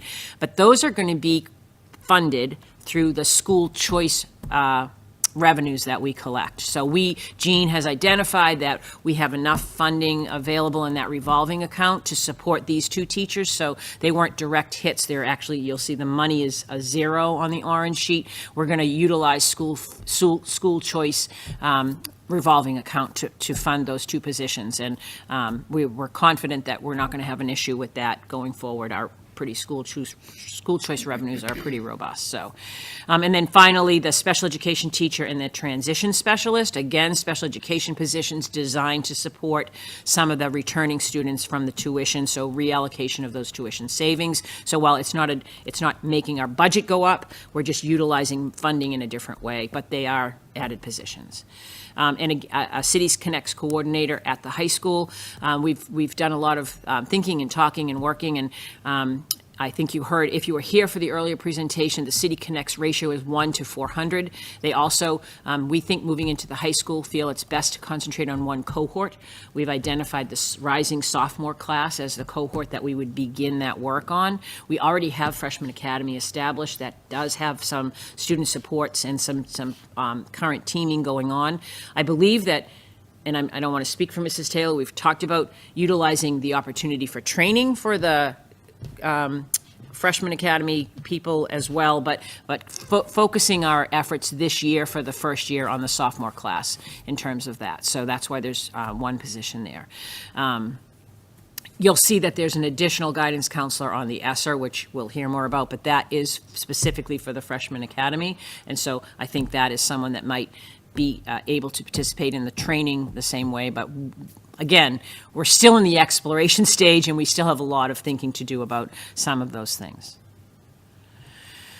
At the district level, some of these are moving. Again, I mentioned last year when we were presenting the budget, and as we've created some positions that were funded on ESSER or that were funded in different ways, the need that we would have to move them into the appropriated budget as we determine them for sustainable options. The curriculum director for Humanities, our STEM director is already in the appropriated. This moves that second director in.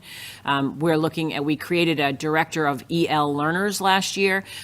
We are moving 0.6 of that in. We're leaving 0.4 out because there either are other funding opportunities that allow us to utilize that, or we'll eventually move that in. But at this point in time, we identified that. And we wanted to begin to move the Director of Opportunity, Access, and Equity position into the budget. Again, it can be funded by ESSER 2 and by ESSER 3. We're moving half of that salary in this year with the intention of moving the remainder of it in the next year to just kind of move it in as we go.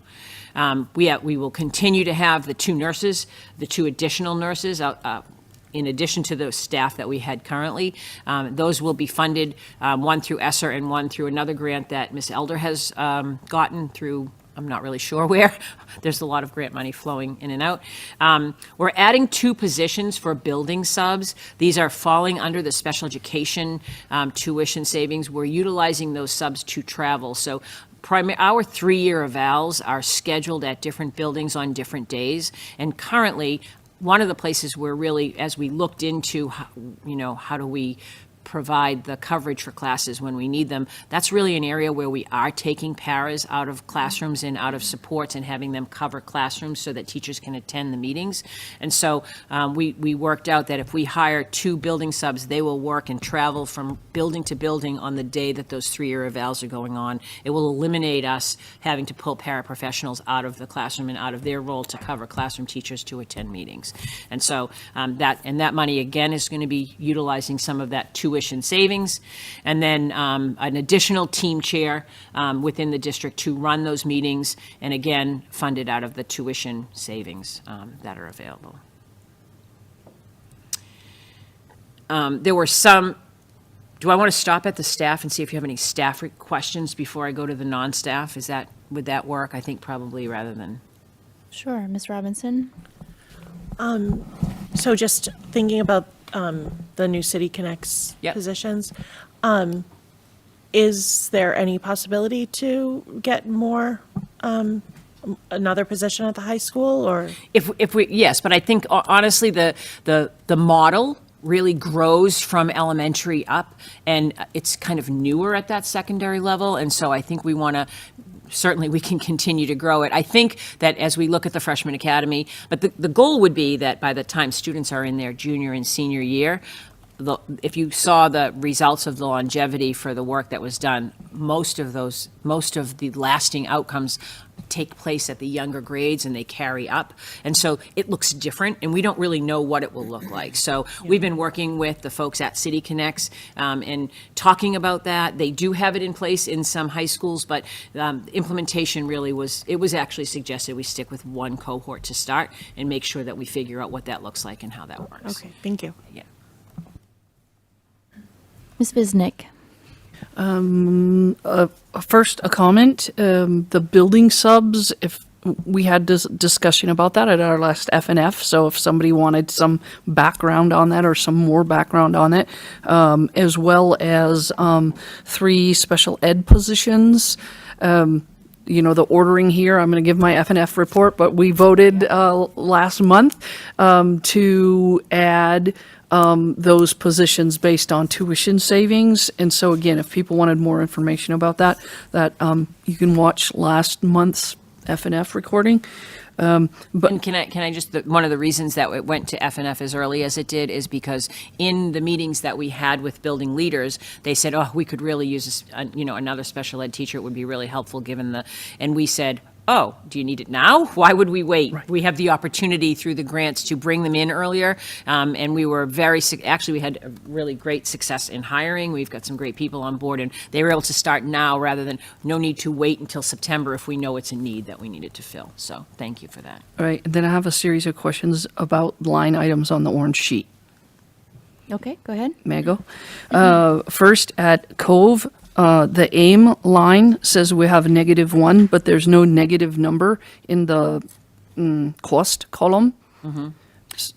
The AIM program, so I'm not sure, we have no, I don't even think it's definitive as to what, where, when, or how, but there will be one less section of the AIM program and one additional section of the Accomplish program. So staffing will shift So it's a Okay. wash, so Okay, that's why. great, okay, Yep. thank you. And then under the middle school, for City Connects, there are 2 positions listed. Mm-hmm. Oh, and you said one of them is going to have a 0 because we're going to transfer someone in there.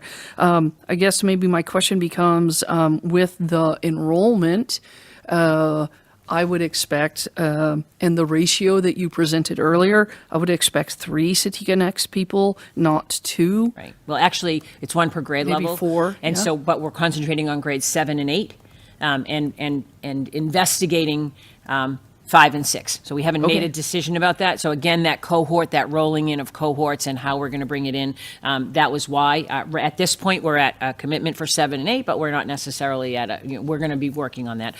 Okay. If you were to ask my hunch, we'll likely end up at a more full building implementation there.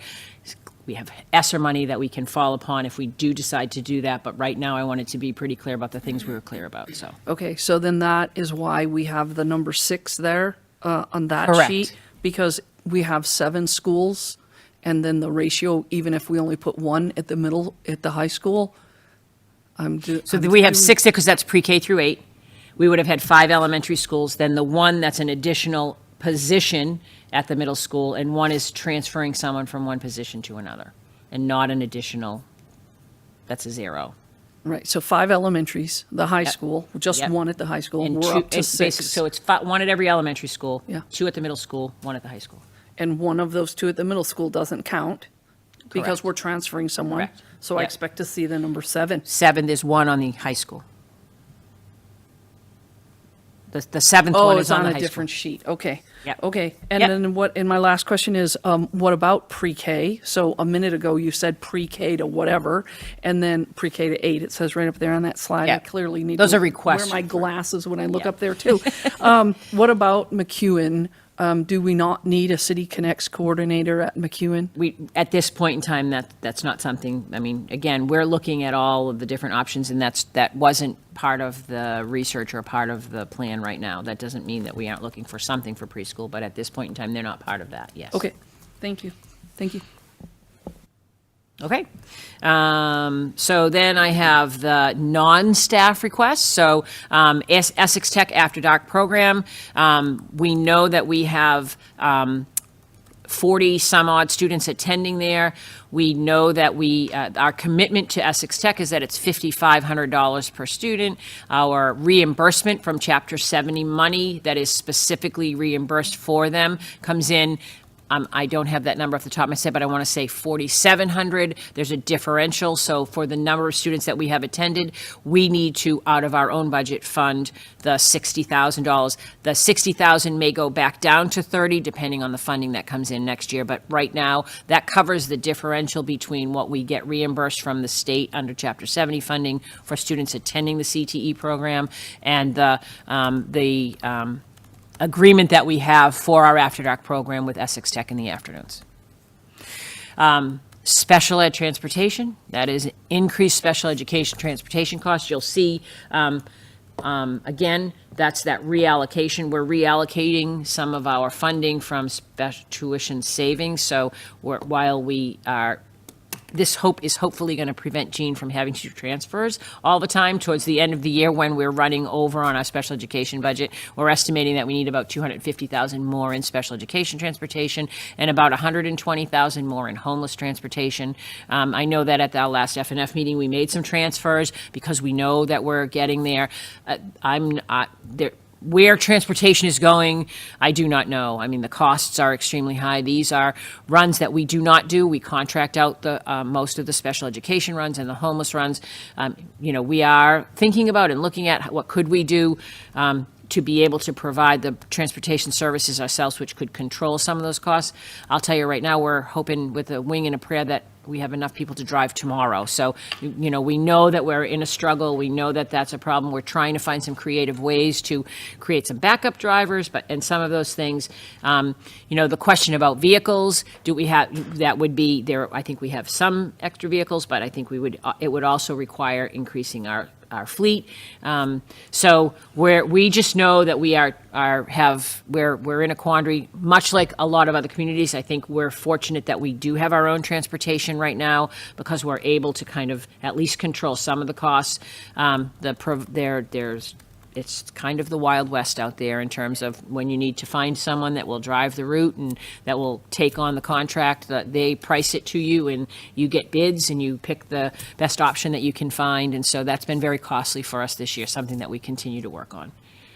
Our electric buses, these are the 2 leases that we already have. We had agreed to kind of assume those into our budget. We already have in our budget the 3 new buses that we've ordered, those electric buses. Given gas prices, they may pay for themselves instantaneously.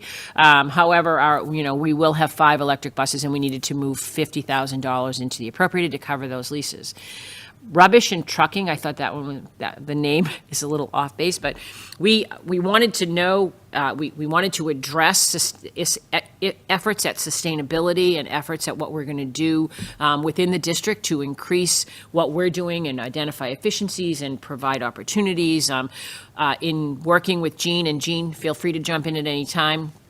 We looked at our B&G, at the rubbish and trucking. We actually had about $40,000, and we had that available based upon, we had set it aside for recycling when we thought the recycling costs were going up.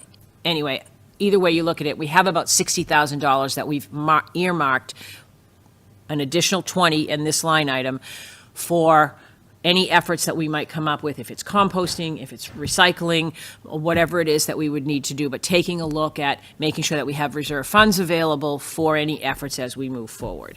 We're hoping now that we're hopefully over the hump in terms of the pandemic and that our food service is going to somewhat normalize in terms of how we're serving food and how we're working with food, that we might be able to kind of dig in and address that. We set aside $20,000 for stipends for either teachers or someone that is interested in working in looking at these efforts. We're not really sure what that is or what that will look like, but we wanted to have some funding available so that if we had staff that was interested in doing some of this work, we would have availability of being able to do that. And then the final thing is we have we're setting aside $90,000 for our HR software upgrade.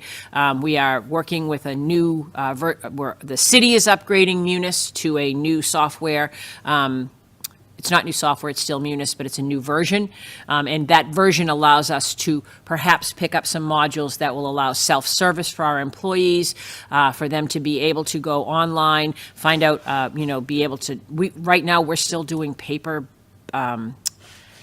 check stubs or whatever you call them, paper slip, payment slips, that will eliminate that. It will allow employees to, if it's time for the cafeteria plan, go in and do, it's that time, give them access to their data, and as well as, hopefully, as we move forward, some onboarding, so what it would look like when we hire new employees, they would use that self-service. So these are all aspects that we're hoping to find. We've had a great opportunity to work with the city on this project. Russ and Steve Palomo are working really hard together on that upgrade to get us to a web-based version of Munis as opposed to a server-based version of Munis, which allows us to then look at the modules that are available to us. So we wanted to make sure that we had funding available for that. Any questions on any of those? And then the last thing I wanted to share with you, for your own reference, I'm often asked, what is this meaning for our staffing at our elementary levels? What are our class sizes looking like? This is, again, a rough estimate.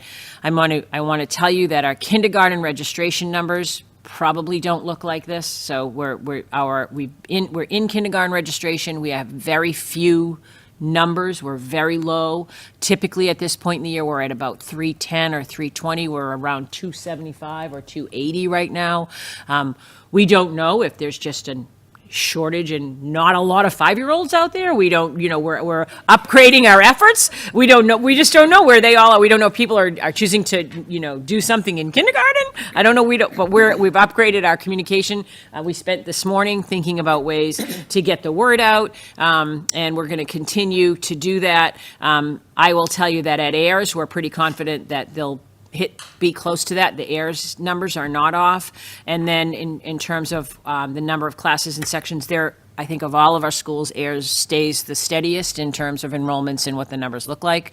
At Centerville, we've actually had an increase in kindergarten students, so our numbers are high at Centerville. I'm going to bet that we're going to end up with 4 classes at Centerville instead of 3, which is going to be great because it'll be the first year that we've been back to 4 sections at Centerville. Our numbers have been lower, and that's really exciting. That there must be a lot of houses and families moving into the Centerville area, so that's very exciting. At Cove, our numbers are actually really down again, so there's another school that we're watching that may drop from 4 to 3 in kindergarten. At Hannah, likewise, their numbers are down. They actually are not down. They were up last year. So last year was an exceptional year for Hannah. So likely the position, that doesn't mean the person because we don't identify the person, the position would just move from Hannah to Centerville if in fact that, and we do that with our kindergarten classes often. We're moving them around. Sometimes there's 4, sometimes there's 3. And then North Beverly is on track just as it has been in terms of their numbers. So I went pretty quickly over those numbers, but I just basically wanted to show we're hovering right around 19 or 20 in every classroom. A couple of areas where we have low classes. At Centerville in the 4th grade, I want to point out that is one of those 4 positions is ESSER fund. One of the, did I hit the button? Sorry. One of those 4 positions is ESSER funded. That is a request from the principal based on student need, based on cohort, saying in this cohort, I really feel like I need to make sure I concentrate my efforts. And so that was a request. It's going to be funded through ESSER. So typically that would be a 3, but it's a 4 for her. Again, all of the other grades, all of the other classes, pretty similar in we have a kind of a low number in Hannah in grade 2. Not really sure what's going on there, but again, these also were October 1 numbers, so they could be a little off. And then at North Beverly, we're holding pretty steady. North Beverly is important to keep an eye on. We all know that Anchor Point is opening up, and so we'll be working really closely. I've met with Rosa and keeping a close watch. We're working out ideas for registration. I talked with Amy Blanchard about whether or not we have a particular event at North Beverly for families that are moving into Anchor Point to come and fill out their registration and learn some of those things. But our goal is to know pretty quickly what grades and what the needs are of the families that are moving in so that we can welcome them into our schools and make sure that we have the adequate staffing for that. So North Beverly's on a watch in terms of that. But again, the opportunity and availability to utilize ESSER funding if we need to increase in one way or another. Dr. Silva has a question. Can you just briefly explain with City Connects, there's a hiring of additional that's a great question. counselors. Yep.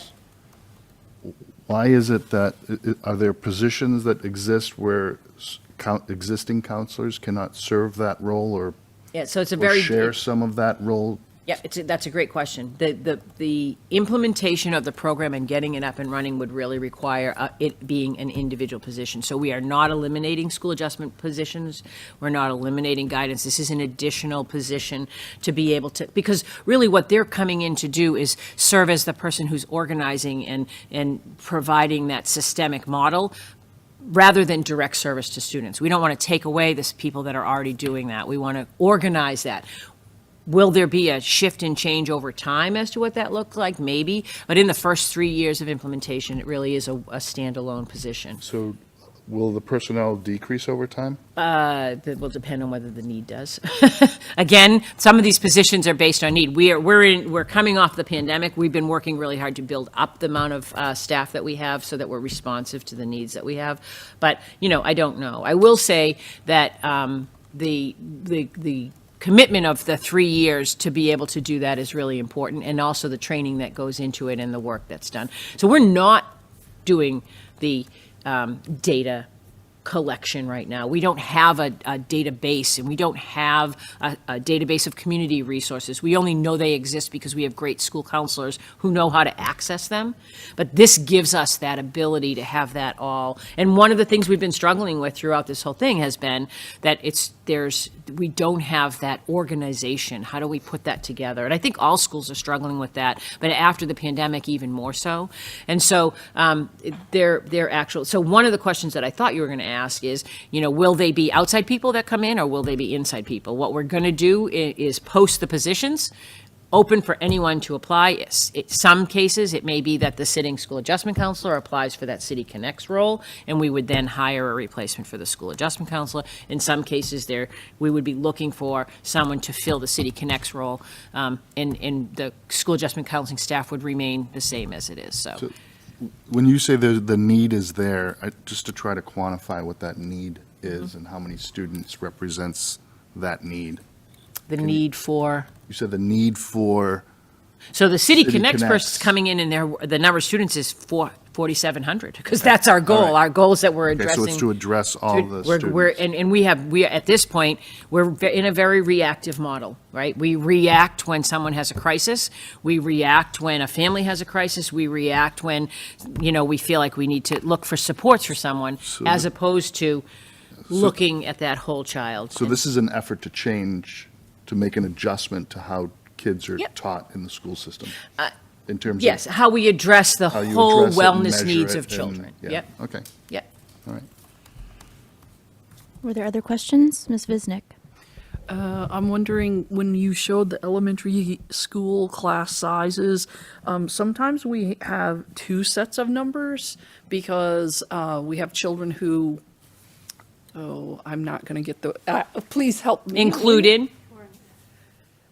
in the inclusion Right. student. Yep. So are the numbers we're looking at, are those our inclusion numbers, or are? They are class size numbers. Those are so for example, at Cove, there are 24 additional students that would be included into those classes if it's appropriate at whatever level. And at North Beverly, they had 20 additional students that were not included in those numbers, because they're in substantially separate programs. At Hannah, where it's a language-based program, they're included right in because they're in the classroom for the majority of the day. Okay, so some. they're in Correct. there, Some are and others some they're not. correct. Because, okay. Correct. And when they're not, and they'll go in some number of hours potentially, Right. right? We hope, Yep. right? We hope to get to integrate them. Yep.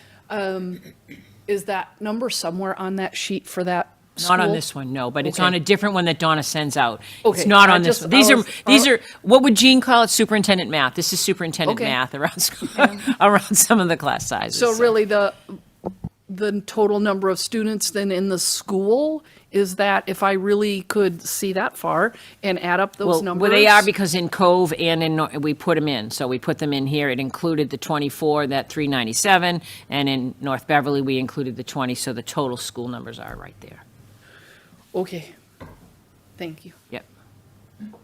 Again, so just a reminder, contractual obligations, we are so fortunate that we have completed all of our negotiations, and so these are actual numbers that Jean was able to put together. These are our contractual obligations that we have, and then, and I think if you look at the bottom of your orange sheet, that little box down the bottom sort of shows you a reminder that we have an incremental increase in Chapter 70 funding this year of $2.5 million to $2,567,527. And so with all of the things that we're doing, when we put the whole budget package together, what we were hoping and requesting sort of as an additional contribution from the city is $1,415,984 for a total budget of $69,359,898.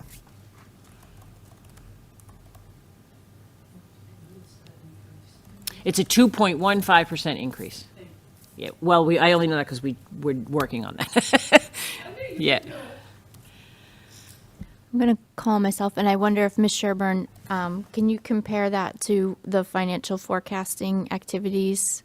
Do you recall just a few months prior what percentage we were anticipating? It seems a little low from my recollection in past years. Yes, it is lower than what we were projecting. I do not have that readily at my fingertips right now. But also we didn't have the ESSER funding 1, 2, and 3 that we knew about when we were doing those forecasts. Can I speak to that too? Because I really do, I remember, I think it was our last meeting or 2 meetings ago, I gave a little overview of the Chapter 70 funding. And so I do want to say that Chapter 70 funding is meant to make some corrections for some cities and towns that have been exceeding their minimum contributions throughout the years. So I think it's meant to provide some relief to the cities for, at this point in time. It's also meant to address some of the things that Student Opportunity Act allows us, really and truly, the City Connects kinds of expenses that you're seeing in the budget really would be what we would be saying our Student Opportunity Act increases. What I really like about it is that about City Connects is it really does help us address student need directly in a way that I don't know that we've been able to do before. So that's what I was going to. Okay. I appreciate you rephrasing that and really hitting home the fact that the taxpayer relief is part of this Chapter 70 formula and part of the intentional process by which you're recommending the budget. Thank you. Legislative process. Oh, sorry, more question. Sorry, Ms. Visnick. The financial forecast put 3% across. Thank you for the point of information. I appreciate it. I have that if you want it. All right, so where we are in the legislative process, we know that the governor's budget came out with $13,158,441. I went in today to try to check and see if anything has been released yet on anything else. I haven't seen anything. As a matter of fact, I couldn't even find the FY23 information on there, so I don't know if they were doing something with the site, but that will be forthcoming. So the next steps will be that the House Ways and Means will come forward, the Senate budget will come forward, and then we will know at that point in time what our final Chapter 70 funding is. So that's the information that I wanted to bring forward and share. Question? Ms. Visnick. Well, first I just want to jump up and down because I'm a huge fan of the City Connects approach, whether it's the Harvard other name or City Connects, right? That and I think that, I just am excited. So, I wonder, though, Ms. Abel and I went to a presentation where the MASC brought somebody in and City Connects presented, and they talked about the fact that it could be paid for by ESSER funds. Mm-hmm. And I understand we want to do it, however, for some period of time, and you have to commit to some period of time. But I wonder why we wouldn't front load, or if we wouldn't front load some of the expenses onto ESSER. Oh, we are. There are more expenses that are connected with City Connects than just the staffing. This is the staffing. But we want these people in our building. So there are other expenses. The needs assessment has a cost associated to it, and then there's an annual cost at each building, and those will be on the ESSER. So we're funding a good majority of, we are also utilizing ESSER funds to support the implementation of City Connects. But these are positions that we feel like we need to have, and they belong in our budget, and we need to keep them. We wouldn't want these people to go away. This is something that, as we look forward to the 3 to 5 year progression of what we do, we believe that particularly the 5 that are in the elementary schools, and I believe the ones in the middle. And again, I think we're going to find out that those first 2 years in high school, maybe the first year, we're not really sure, but I know Mrs. Taylor's excited about exploring what impact it can have, and so are we. So then will those other costs? Oh, I'm sorry. May I follow up? Sure.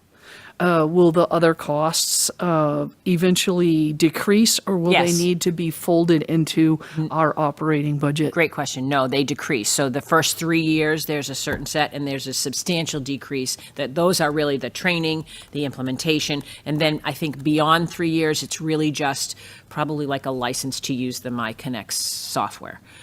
So, that's why we structured it the way that we did. We know that we can utilize that one-time expense on ESSER for the cost. Well, there's an extensive training. What it comes with is there's a training program in the summer, 3 or 4 days, for all of the coordinators and the project manager, which is someone that's working within the district.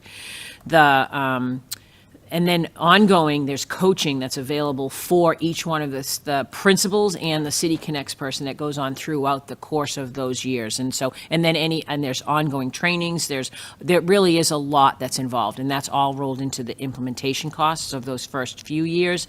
At the end of 3 years, that drops off substantially. And so ESSER can cover all 3 of those years the way that we structured it. During the 3-year period, are there metrics that Yes. you can assess to Yep. to make sure that they're delivering on what they say they're? There's 2 ways of getting them. You can run them yourself, or also for a fee, you can have them done by an evaluator through City Connect. So we haven't made a decision as to what that would look like, but yes, because it's all database, there's ways to run the metrics and for us to be able to follow it. So that's what we've been lacking. I think really, I hate to use the word accountability because that sounds like a gotcha, but this really does provide accountability for us as a district to make sure that we're providing the services and meeting the needs of our students. And that comes from some of that data that we're able to utilize. I like the idea of the program. A tough pill to swallow is the increase in personnel, right? Yep. And to hear that, I'm sure it's a good program, but to hear that this type of metric or measurements or monitoring has not been part of the school system in the past, to me, I would think that there would be some fraction of this built into what has existed in the school system in the past. Yeah, to say that it's. So that's great. Doesn't exist. It didn't exist at all, and this is what we're. So I don't want to mislead you that nothing has been going on, that we've just been idly bonbons and soap operas for the last 20 years. That's not really what it was. But I think what we have been struggling, we have been working through our partnership with ECLC to establish and understand what a tiered system of supports. We have conducted what we call BSSTs for a long time. That's the Beverly Student Support Teams. And they run at every building, and they are data-driven. They do collect data, but it's not organized in a way that we're able to follow kids. And we haven't had the bank of community support resources available to us, that the needs assessment that gets done by this and that brings it together. It really is, we're doing the chaos and we're doing it well. We're doing as best we can. We're meeting the needs, but in a reactive way, whereas this offers us that systemic organization so that we're proactive and that it addresses all of our kids instead of just students that we identify as having challenges. So.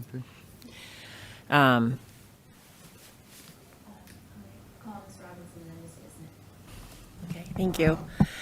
So I'm just thinking about so in this day and age where teachers, counselors, administration, everybody seems so overwhelmed, and the idea that we're losing a lot of people who would maybe stay longer in the profession, or and not as many people are going into the profession, it sounds like this City Connects might be able to take some of the extra work that's come about in the past 15, 20 years, I would say. Can you maybe give an example of how that might happen? Like what might a City Connects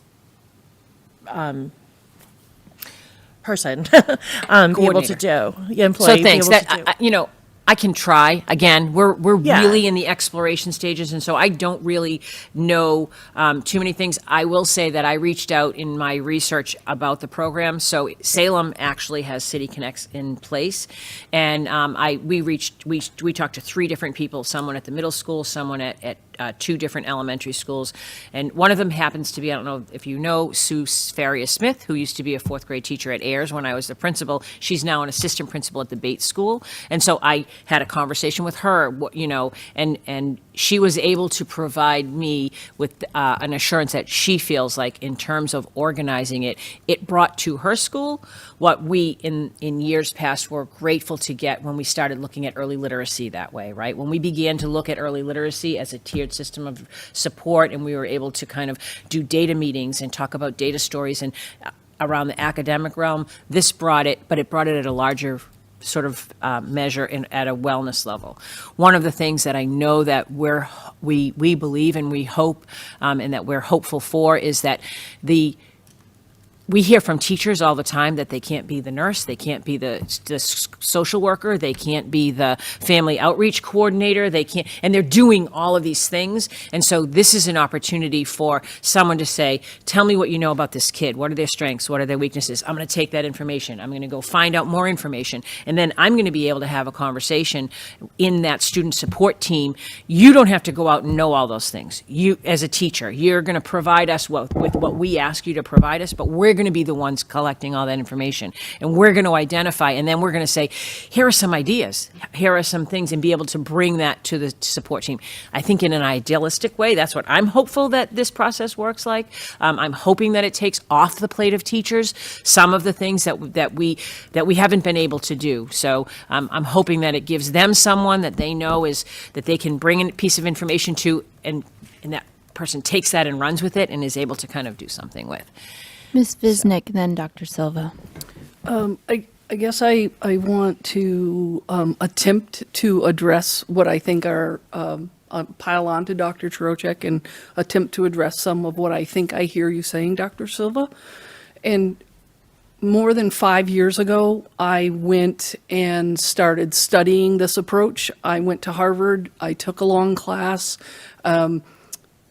So they have a different named program.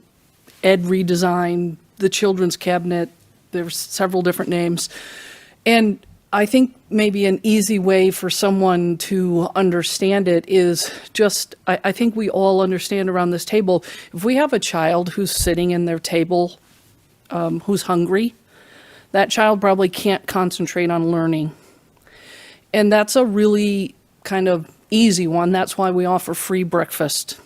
That's why we had breakfast in the classroom for a while, and you can have your morning meeting and make your children feel like they belong. And those things have very measurable long-term gains that can actually be proven. Just like we know that if you have a child and they're not read to when they're young, and they walk in the door as a kindergarten or even a pre-K, they have, tens of thousands of fewer words that they've heard, and those impacts are long-lived, unfortunately. And so the school systems have been asked more and more to be everything to a child. The child walks into the door and we're expected to feed them. We're expected to understand if they have trauma, right? We're asking our teachers to be trauma informed.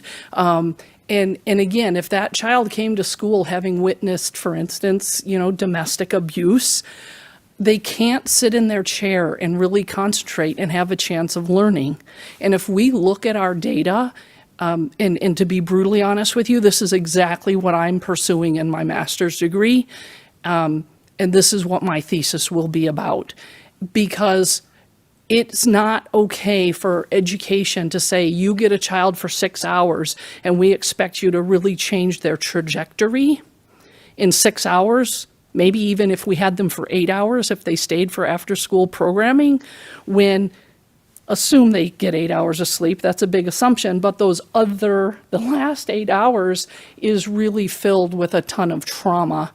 And that trauma could be housing insecurity, it could be food insecurity, right? It doesn't have to be necessarily abuse of some kind. And so instead of thinking about education in its silo and thinking about, well, here's some other silo over here that provides services, to break down those silos and say, we're really going to try to bring those services together and coordinate them. And whose job would that be? Right? And so it's the families, to ask someone in a school system to do that above and beyond everything else they do, because I'll tell you right now, I would love it if our teachers would do home visits, but that's not in their contract, but we know that works. Right, but I mean, okay, I don't want you to have the impression that I think this is a great program. Yeah. I just, having gone through and seen the how electronic medical records was sort of laid out and the promises that it had, and the enthusiasm that doctors had in terms of it solving all their problems.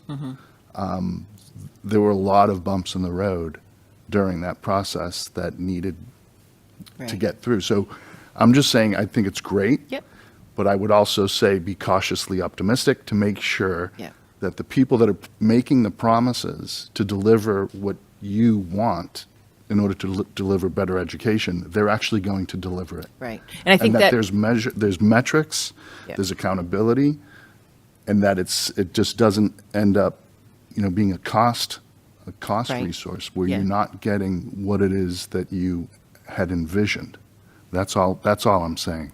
I appreciate that. And, I think anytime we bring something that is a real change, like, so you said pretty clearly, we're changing the way we're going to look at how we're going to do this, right? It is a shift and a change. That's right. But I think that I would, and I know it's hard, you haven't sort of been here for the last 3 years. Yeah. When I talked earlier about the ECLC partnership that we've had, the work that we've been doing, we've been looking at how to develop a multi-tiered system of support for students for the last 3 years in great endeavor, right? The challenge, we did have a little pandemic that kind of came in and uprooted some of that along the way. But we really have been looking for how can we clearly and systemically organize the service delivery and the supports that we give for all students, and I'm hopeful. I'm Yeah, with you. There are I some actually parallels. watched- I'm just saying that there are some parallels in how electronic Yeah. medical records came through. That makes. I'm And glad you. I would raised urge that. you to talk to some doctors Yeah. that have been through that early on in the process and have gone through 5 companies Right. that have made the Yeah. promises to deliver So on this that. is a model, not necessarily a company, which I think is what, at the beginning, I was sort of like, is this an initiative? Is this a program? Is this a curriculum? It's none of those things. This is a model of service delivery. And so, I appreciate that, and we'll take that in as a cautious feedback, to have in place. I do have to say that for the first time in a long time, I'm feeling like we have a plan, a really solid plan that we can unroll over the next 3 years that will provide us some of the things that we've been striving for a while. So.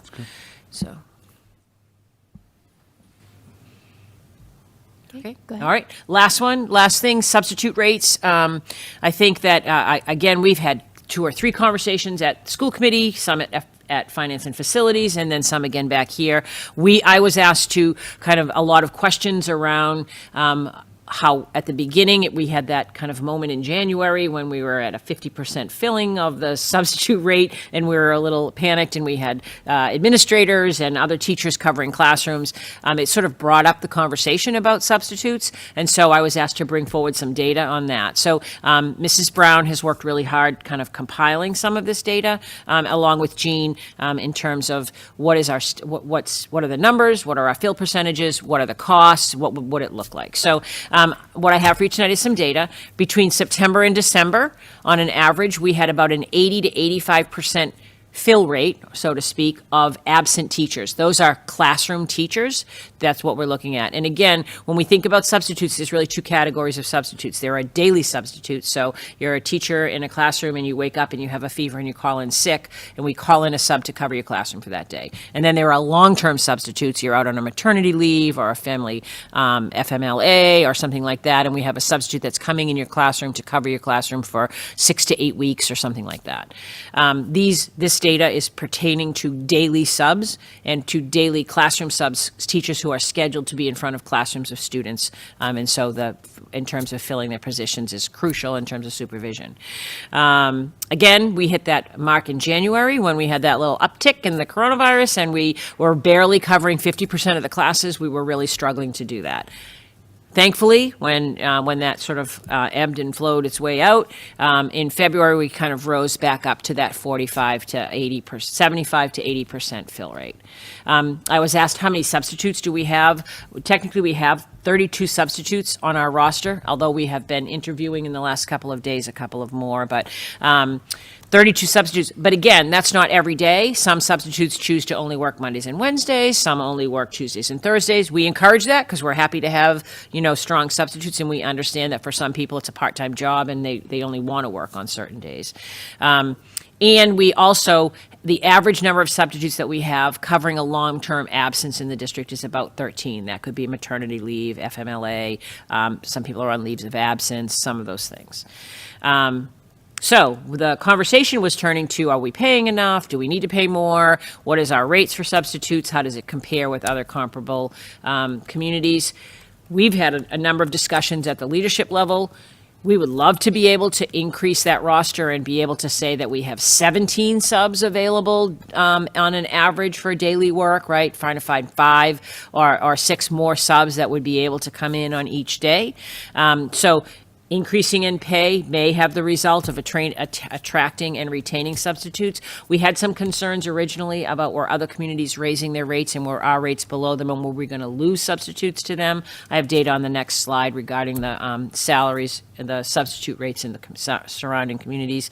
But another big area that we were having a conversation about, and really is something that we want to keep in mind, is that we are not currently filling this data does not include filling paraprofessional absences, and it also doesn't include paraprofessionals moving, we know we're moving sometimes paraprofessionals into cover for teachers, which then makes their position vacant. So it's in our interest to attract and retain more people, and when you gave us opportunity to come in and share what we could, we're here. So we looked at financially, if we're at $95 a day, that is our daily sub rate. That is what we've been offering since, I think, about a year and a half ago or 2 years ago when we had made an increase then.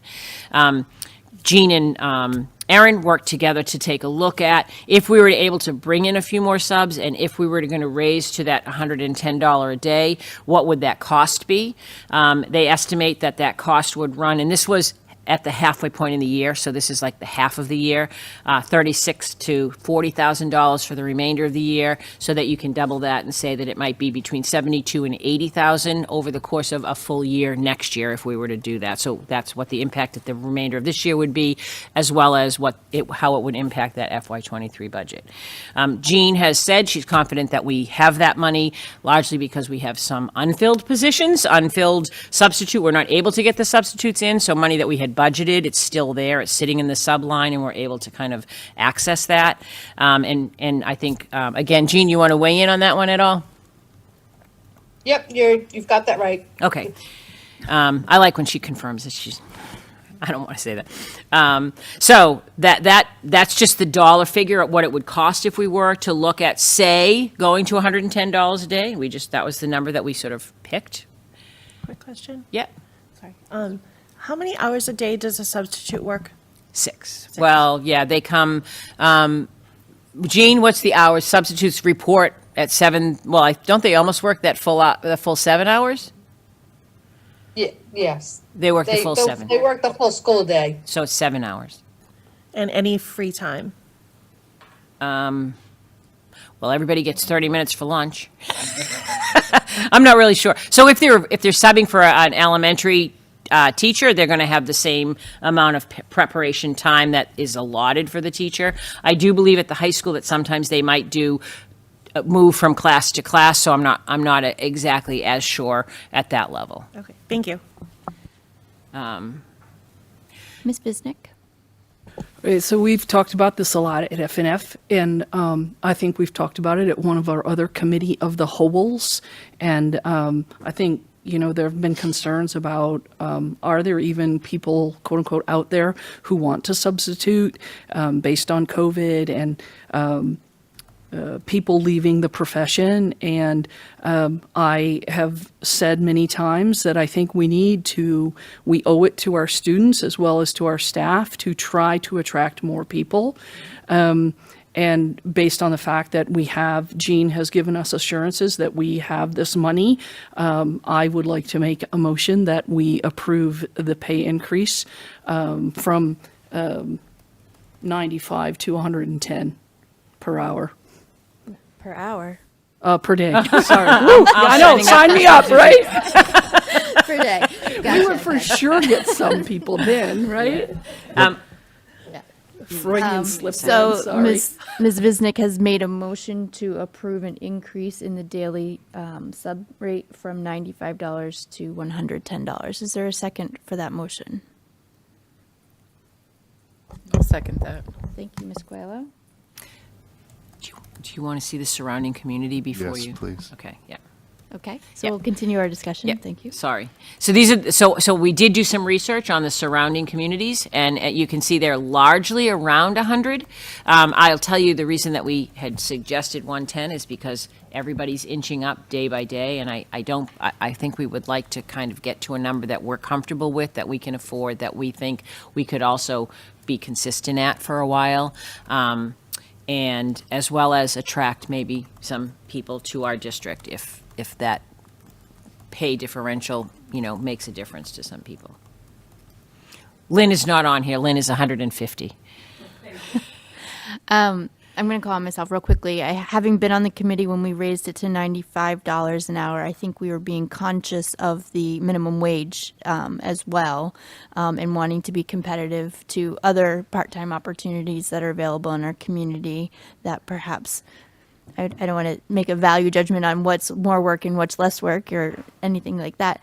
But I think at that time, I thought we were talking about a 6-hour day, but to understand that these substitutes really report in, they only have the half-hour lunch. I think looking at it on an hourly basis, that proposal also makes sense in many ways. So just wanted to say that, our prior decision was looking at that factor as well. Ms. Abel, Yes, Ms. Sherburne. can we just make sure that we have a specific date that is going to be changing if we're voting for a change? Oh, that is very valid. Is this motion, let's make a friendly amendment, were you thinking that this would be an immediate change, or did you have a future date? I would like it to be an immediate change based on how many absences we are averaging. If we put another, can you go back a slide, please? 1 or 2? Mm-hmm. Right? So we're averaging, 20, even on a good day, 20% of the subs that we want to have, we're missing. And that means we need to take a teacher out of somewhere else or a para out of somewhere else, and that means those other classrooms suffer. The children in those classrooms suffer. So I would say, maybe next Monday, if not immediately, right? So the chair would ask that the record show that this is effective as of the vote, if it were to pass. Well, I'm looking across the table at our educational leader. Does it me? make more sense to do it on Monday? I'm looking at Jean because she's out there, and can we do it on Monday if you're down in Florida? We can do it, right? So I do want to clarify that they are paid for 6 hours a day. So it is $95 a day divided by 6 is the $15.83 an hour. So it is a 6-hour day that they get paid for. I just wanted to clarify that. And yes, whatever date you say, then when our payroll people receive it, they will be putting the increase in. So whatever and date. I So yes. believe our week, I'm not sure if Ms. Brown is aware if it's Thursday to Wednesday or Wednesday to Tuesday, but it's one of those. So I'm not quite sure, but I would say we can do it effective on Monday, and that would be fine. I'd prefer that versus go backwards in time. Right. Okay. So for the next payroll cycle, Yes, next payroll Great cycle answer. is the best answer. effective as of the next payroll cycle. I will restate the motion once we get to that. But I think, was that the end of your presentation? Yes. Okay, this would be the point in time which members of the committee could ask questions or provide comments. Ms. Robinson. So when we increased the sub pay last time, it went from, just remind me, From 80 to 95. and how did we get a lot more people? think Or we was, had a- or was it this pandemic time, so we can't even? It was, I mean, it was just before the pandemic. I think we did it in November of 2019. I think we saw a little uptick. I will say that, you know, I know that I think our retention was helpful at that time because I do, you know, believe that. But we then shut down in March of 2020. And what is minimum wage right now? I just don't remember what it is at the moment. Anybody know? I think it's 14. Okay, In Massachusetts. yeah, Yes. okay. So I have two hands online. I'll call on Dr. McKenzie first. I saw your hand go up. Thank you. I had a question about the comparative rates that are being paid in our other localities. What I don't see here, and we probably may not have access to the information, is what their fill rate is. And I ask that because just yesterday I received communication from MASC, which is our school committee association, talking about this issue of substitutes. And they were making recommendations that had more to do with how we define the qualifications. They were concerned about whether there were barriers to participation and not necessarily pay.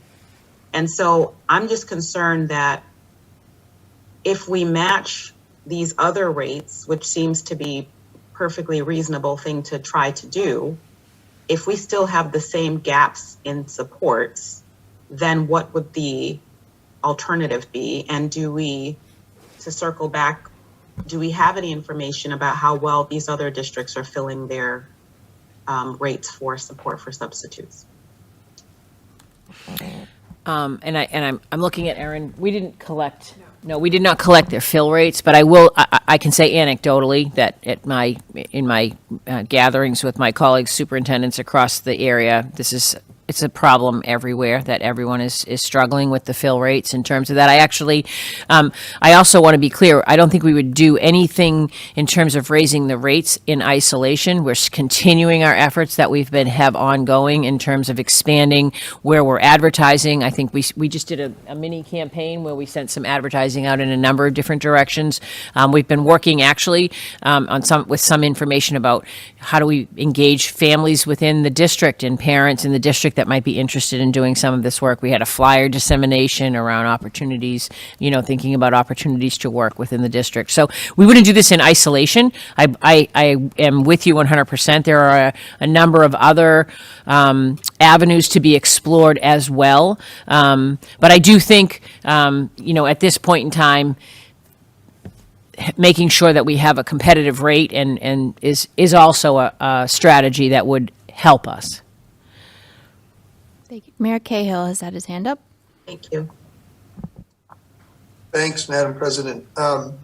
So Dr. Trochek, I saw that the projected additional cost if we do this if we go to 110, correct, is about 40,000 between now and the end of the school year. Mm-hmm. What would be the projected cost if the rate goes up for all of next year? The projected additional cost, and where would given what you're looking at now for the budget, where would you pull from to cover that? I will let Jean speak to that, but I think my initial conversation with Jean was that that is what we have put in the budget, and we have it in the budget enough money to be able to cover it in our substitute line because we hadn't really filled all of the positions in our budget. But if we continue on that trend, again, the money would be in the budget to cover that. So Jean, did you want to speak to that? Yeah, so I would be calculating just based on the number of subs that we have this year, that it would be approximately $80,000. And to answer the question of, we do have the money in the budget, we're able to we can shift into it if we get that many substitutes, we'd be able to shift. And I would say we would have to use some of our revolving funds, if we approve it after the budget. But per se, I have my substitute line is adequately funded. I've actually used some of those funds for other areas in the budget where there were shortfalls. So if I could just follow up, you just said 80,000 for next year in terms of additional? Yeah, because we're about at 40, we're figuring 40% for the other half of the year. So when we were actually doing this calculations, it was a few weeks ago, so it was about 40,000, so I'd estimate 80,000. For the cost, not for an incremental though. For additional costs. Additional costs. Right, but I'm Additional? just struggling to follow your reasoning is all. You're suggesting that this 40 is about a half-year cost? Yes. Yes. Based on the number of subs that we have this year. So where my problem would be with my mathematical is if we have double the subs, then obviously it would be more costs. But But I you're do feel saying that you, I I'm do feel sorry, I have the money in the substitute lines to cover that. right. But again, you're suggesting 36 to 40,000 now because you did that calculation a while back? Yeah. I'm just trying to follow how, because are we really? We started this discussion about 2 months ago. So Okay. we were about at halfway the school year, 180 days. We were about at the 90-day mark when we Gotcha. first started this. This first came up and went to F&F, and I think it actually started a committee of the whole. Okay, I appreciate that, thanks. You're welcome. And the payroll week starts on Thursday. My payroll person is working overtime with me. I saw Dr. So I would Silva's. like to do it effective tomorrow. I just have a quick follow-up question to that. Okay, just a moment. Dr. Silva had his hand up first, and then we'll go back to Dr. McKenzie. My only comment would be that if there is an increase, that we just be careful not to increase it too much because, I mean, we could cause other cities to nudge it up and then we're going to be revisiting this. I think it's important to sort of, if we're going to increase it, to sort of increase it within what's average within the surrounding community. Thank you, Dr. McKenzie. Sorry, thank you. Jean, I just had a question about how we're budgeting for next year. We were saying that the numbers could shift depending on the numbers of substitutes, but it seems as though part of the rationale for increasing the rate is that we believe we want to attract more substitutes. So is there a way we're building into the formula a bump up of maybe 5 more substitutes or something else to increase the margin, since this is part of the incentive to have more people participate? Right. One of the things that, Currently- oh, sorry, Jean. Just one of the things that I wanted to point out, when we fill these roles with substitutes, right now we're paying paras. So it's not that we're not paying someone to do the job, it's that we're paying paras that we're taking out of the classroom. So our differential in our Unit C contract is about $14 an hour that we pay the paras when they leave. And so we're already spending money on these positions. It's just that we're spending them paying paraprofessionals to do that job, and we're losing them in their current roles. So that's the reason why there's money still in the sub-budget. Instead of using money on substitutes, we're spending the money by paying paras to do that coverage. So that, I think there's a question as to where is this money living that we're finding, that we're able to pay them. It's not that we're finding money, it's that we are shifting where we're funding them. And the big problem that we have right now is that when we pull a paraprofessional to cover for a teacher, now that para's job is empty. And so the supports that they're supposed to be providing aren't being provided. It's still costing us the same amount of money. So that it's not that we're going to be adding money to the budget and spending more money. It's just how we're allocating that money and how we're maintaining the supports with the staffing that we already have. So I just wanted to clarify that for people that think that we have money that we're not using. It's that we're just using it differently. I don't know if that helps. Yeah, that helps. I was just hearing that the budget would be impacted by how many subs we had, and it sounds like there's a differential between what the hourly rate is for paras and for subs. So the way that we pay right now, if we pull a para to cover for a teacher for a full day, we pay them for those 6 hours and 15 minutes, I think is the number, or whatever that number that is. We pay them their para salary, and then we pay them that differential hourly rate that we have in our contract for them, so that they're in essence getting that $85, $90, or $100 a day instead of a substitute that would be coming in from outside. So that's why it's not a huge lift in terms of the budget that we have. Okay, thank you.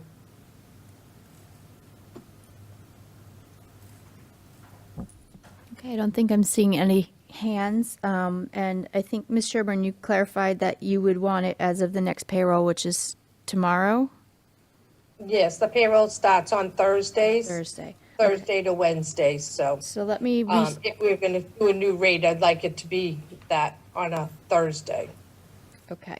So if I could restate the motion so that we're clear, the motion is to approve a daily sub rate increase from $95 to $110 per day, effective the next payroll, which would be Thursday. And I have Ms. Visnick making that motion and Kimberly Coelho as a second. Are we ready to vote? Okay, I'm going to call the roll. Mayor Cahill, Yes. Ms. Coelho, Yes. Dr. McKenzie, Yes. Ms. Robinson, Yes. Dr. Silva, Yes. Ms. Visnick, Yes. Ms. Abel, yes. I count 7 in the affirmative. Jean, even though you're on vacation, maybe somebody will let your payroll office know. Oh, Erin's here. She'll take care Erin of will that. Yeah. take I care was of it. hoping Ms. Brown Yeah, would. Jean is signing off after this, and we're not going to hear from her again, I hope. Okay. Thank you. I guess that's the end of your report. All right, that's all I have. Yes, Go thank you. into our committee reports. Ms. Visnick, you alluded to the fact that the Finance and Facilities Committee would be bringing forward some information. So why don't you give us a summary of your last meeting? Okay, the Standing Committee on Finance and Facilities last met on February 26th. As you've already heard, we talked about the sub rates and the fill rates of those subs. We also voted to unify our summer school rates to match the regular school year rates. And so basically what was happening was across the different summer school programs, any given program was paying a different amount than any other program. And what happened was that created competition. And so some of the programs were having a difficulty hiring, and other people had like a flood because in the rates varied anywhere in between like $5 and $15 across the program. So we voted to unify all of those rates, and we are not contractually obligated to pay a summer school rate. However, we are honoring the rate we determined in our contracts for the regular year. We voted, I mentioned earlier, to approve 3 special education positions, all funded out of the special education tuitions. Teachers at Cove and North Beverly, an adjustment counselor at the high school, in addition, we voted to bring on a special ed interventionalist at Ayers out of ESSER funds, and an HVAC technician also out of the ESSER funds. And those positions are not necessarily filled yet. However, we voted to go ahead and post them, and maybe they can get filled and start providing those services before the end of the year. And then we have 3 things that we voted to bring out of committee to the committee of the whole. The first is a gifts to schools, The Standing Committee on Finance and Facilities would like to recommend the approval of the attached January gifts to schools in the amount of $4,153.38. I'll make such a motion with gratitude. Second, with gratitude.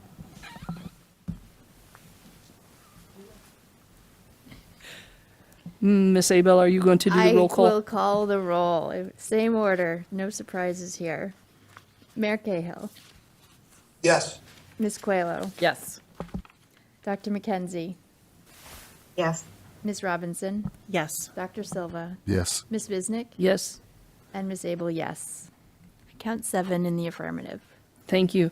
The Standing Committee on Finance and Facilities also brings forward and recommends the attached transfer in your packet, J as in Jack, E as in Edward 591 for your approval. These transfers are in 3 major buckets. One for homeless transportation cost increases, one for out-of-district special education transportation increases, and the third bucket is for snow removal contracted services.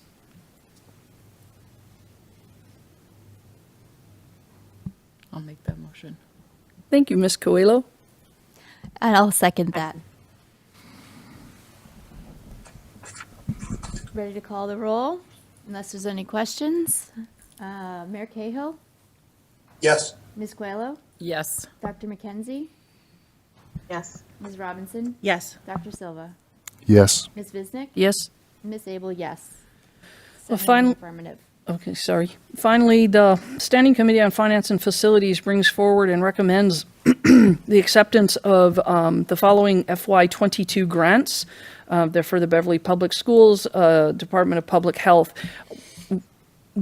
Comprehensive School Health Services grant the amount of $29,600 and a Comprehensive School Health Services Workforce Investment grant in the amount of $100,000 for a total of $129,600. I'll make a motion that the committee accept the grants as outlined by Ms. Visnick. Second. Thank you, Dr. McKenzie. Are there any questions? Okay, calling the roll. Mayor Cahill? Yes. Ms. Coelho? Yes. Dr. McKenzie? Yes. Ms. Robinson? Yes. Dr. Silva? Yes. Ms. Visnick? Yes. And Ms. Abel, yes. That's 7 in the affirmative. Our committee next meets 2 weeks from today, the 23rd at 6:30 p.m. in this very room before we relocate down to the auditorium for the joint meeting with the City Council. Thank you, Ms. Visnick, for your report. And Ms. Robinson, if you would give us a report on the Curriculum Instruction and Student Life Subcommittee. Sure. Okay, so we met tonight, and we reviewed the Mcas dates for spring 2022, which is coming up, with ELA starting at the end of this month and going through till May 27th. Not ELA, but ELA math, and then just every day. No, so ELA will start on March 28th. They have a month's window, so March 28th through April 29th. Math would be April 25th through May 27th. And then 5 and 8, the STE will be April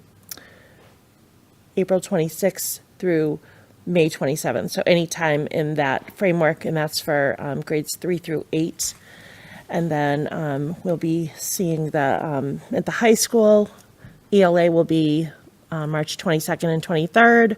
Math, May 17th and 18th, and STE will be June 7th and 8th. Okay, so those are Mcas dates, and there would be delayed openings for other students during that time just for the high school. Okay, and then BHS Principal Taylor and Greg Twombly from BMS talked about their multifaceted approaches based on the CASL frameworks to support students transitioning back to learning the way we always envisioned it. We heard about all the opportunities there are for student success, especially as they transition from one level to the next. Dr. Troshik and Dr. Flaherty talked about the City Connects, which we heard in detail, much more detail tonight. And with the goal of students being more successful, not only academically, but socially, emotionally as well. And I would say that's about it. Other than that, our next meeting will be on April 13th. Thank you. Thank you, Ms. Robinson. For our negotiating subcommittee, there hasn't been a negotiations meeting, but as I mentioned earlier, we will look to have a brief executive session. And then for policy review subcommittee, I still owe Dr. McKenzie a whole lot of information, so we will coordinate on that soon. Last agenda item of the evening is our communications from school committee members. Are there any communications that need to be brought forward? Ms. Visnick. I don't have a communication. I wish to ask if maybe we could reach out to the people who gave us the presentation that you and I went to somewhere, Timbuktu, out the pike, about City Connects, that might be useful for our community to hear kind of more of a sales pitch on it, as opposed to hoping that Dr. Chirocek can explain it. I don't know, based on the conversations even this evening, it might be helpful for our committee to hear more about it. As you know, I'm very familiar with it, so I'm a little spoiled, I guess. Just an idea. And the folks from City Connects are more than happy to come and do a more formal presentation to the committee if you guys are interested in hearing more about it. So if that's helpful as well, that's another option. We will get that on an agenda. We'll look at the calendar, figure out sometime soon. Okay. Ms. Robinson.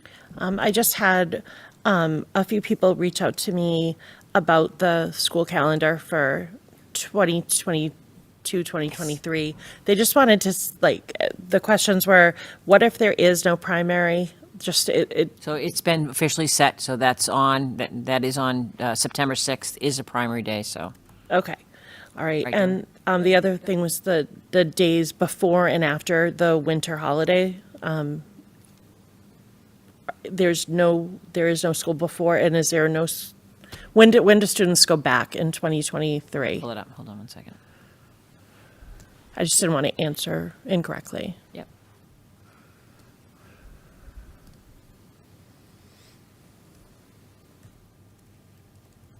And I will, how do I get back into the Zoom? Right? I have it pulled up. I was just going to put it on the screen for everybody, if I could. So we, the last day before, on Friday, December 23rd, there is no school. That is the first day of the December vacation. And we return to school on on Tuesday, January 3rd. We are observing New Year's Day on January 2nd. So the break runs, the last day of school is Thursday, and the return to school afterwards is Tuesday. Thank Yeah, you. it's on the school calendar. Okay. Thank you so much. Yeah. Thank you, Ms. Robinson. I was able to attend the AIRS PTO meeting on Monday evening, and I think that was the question for a lot of parents. They wanted to confirm that the primary was a no school day because we had that highlighted. So thank you for bringing that up in this forum as well.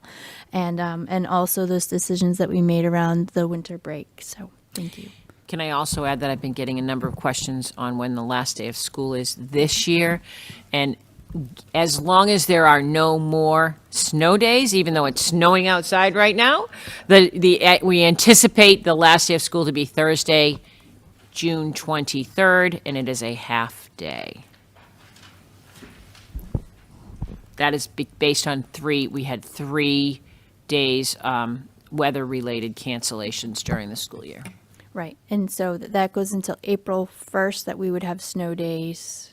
Correct. To make up. Once if we get beyond April 1st, then we know that's the day. Okay. But if we have something between now and April 1st, then it would impact, and we would be pushed back yet another day. That was another question at the Yep. PTO meeting.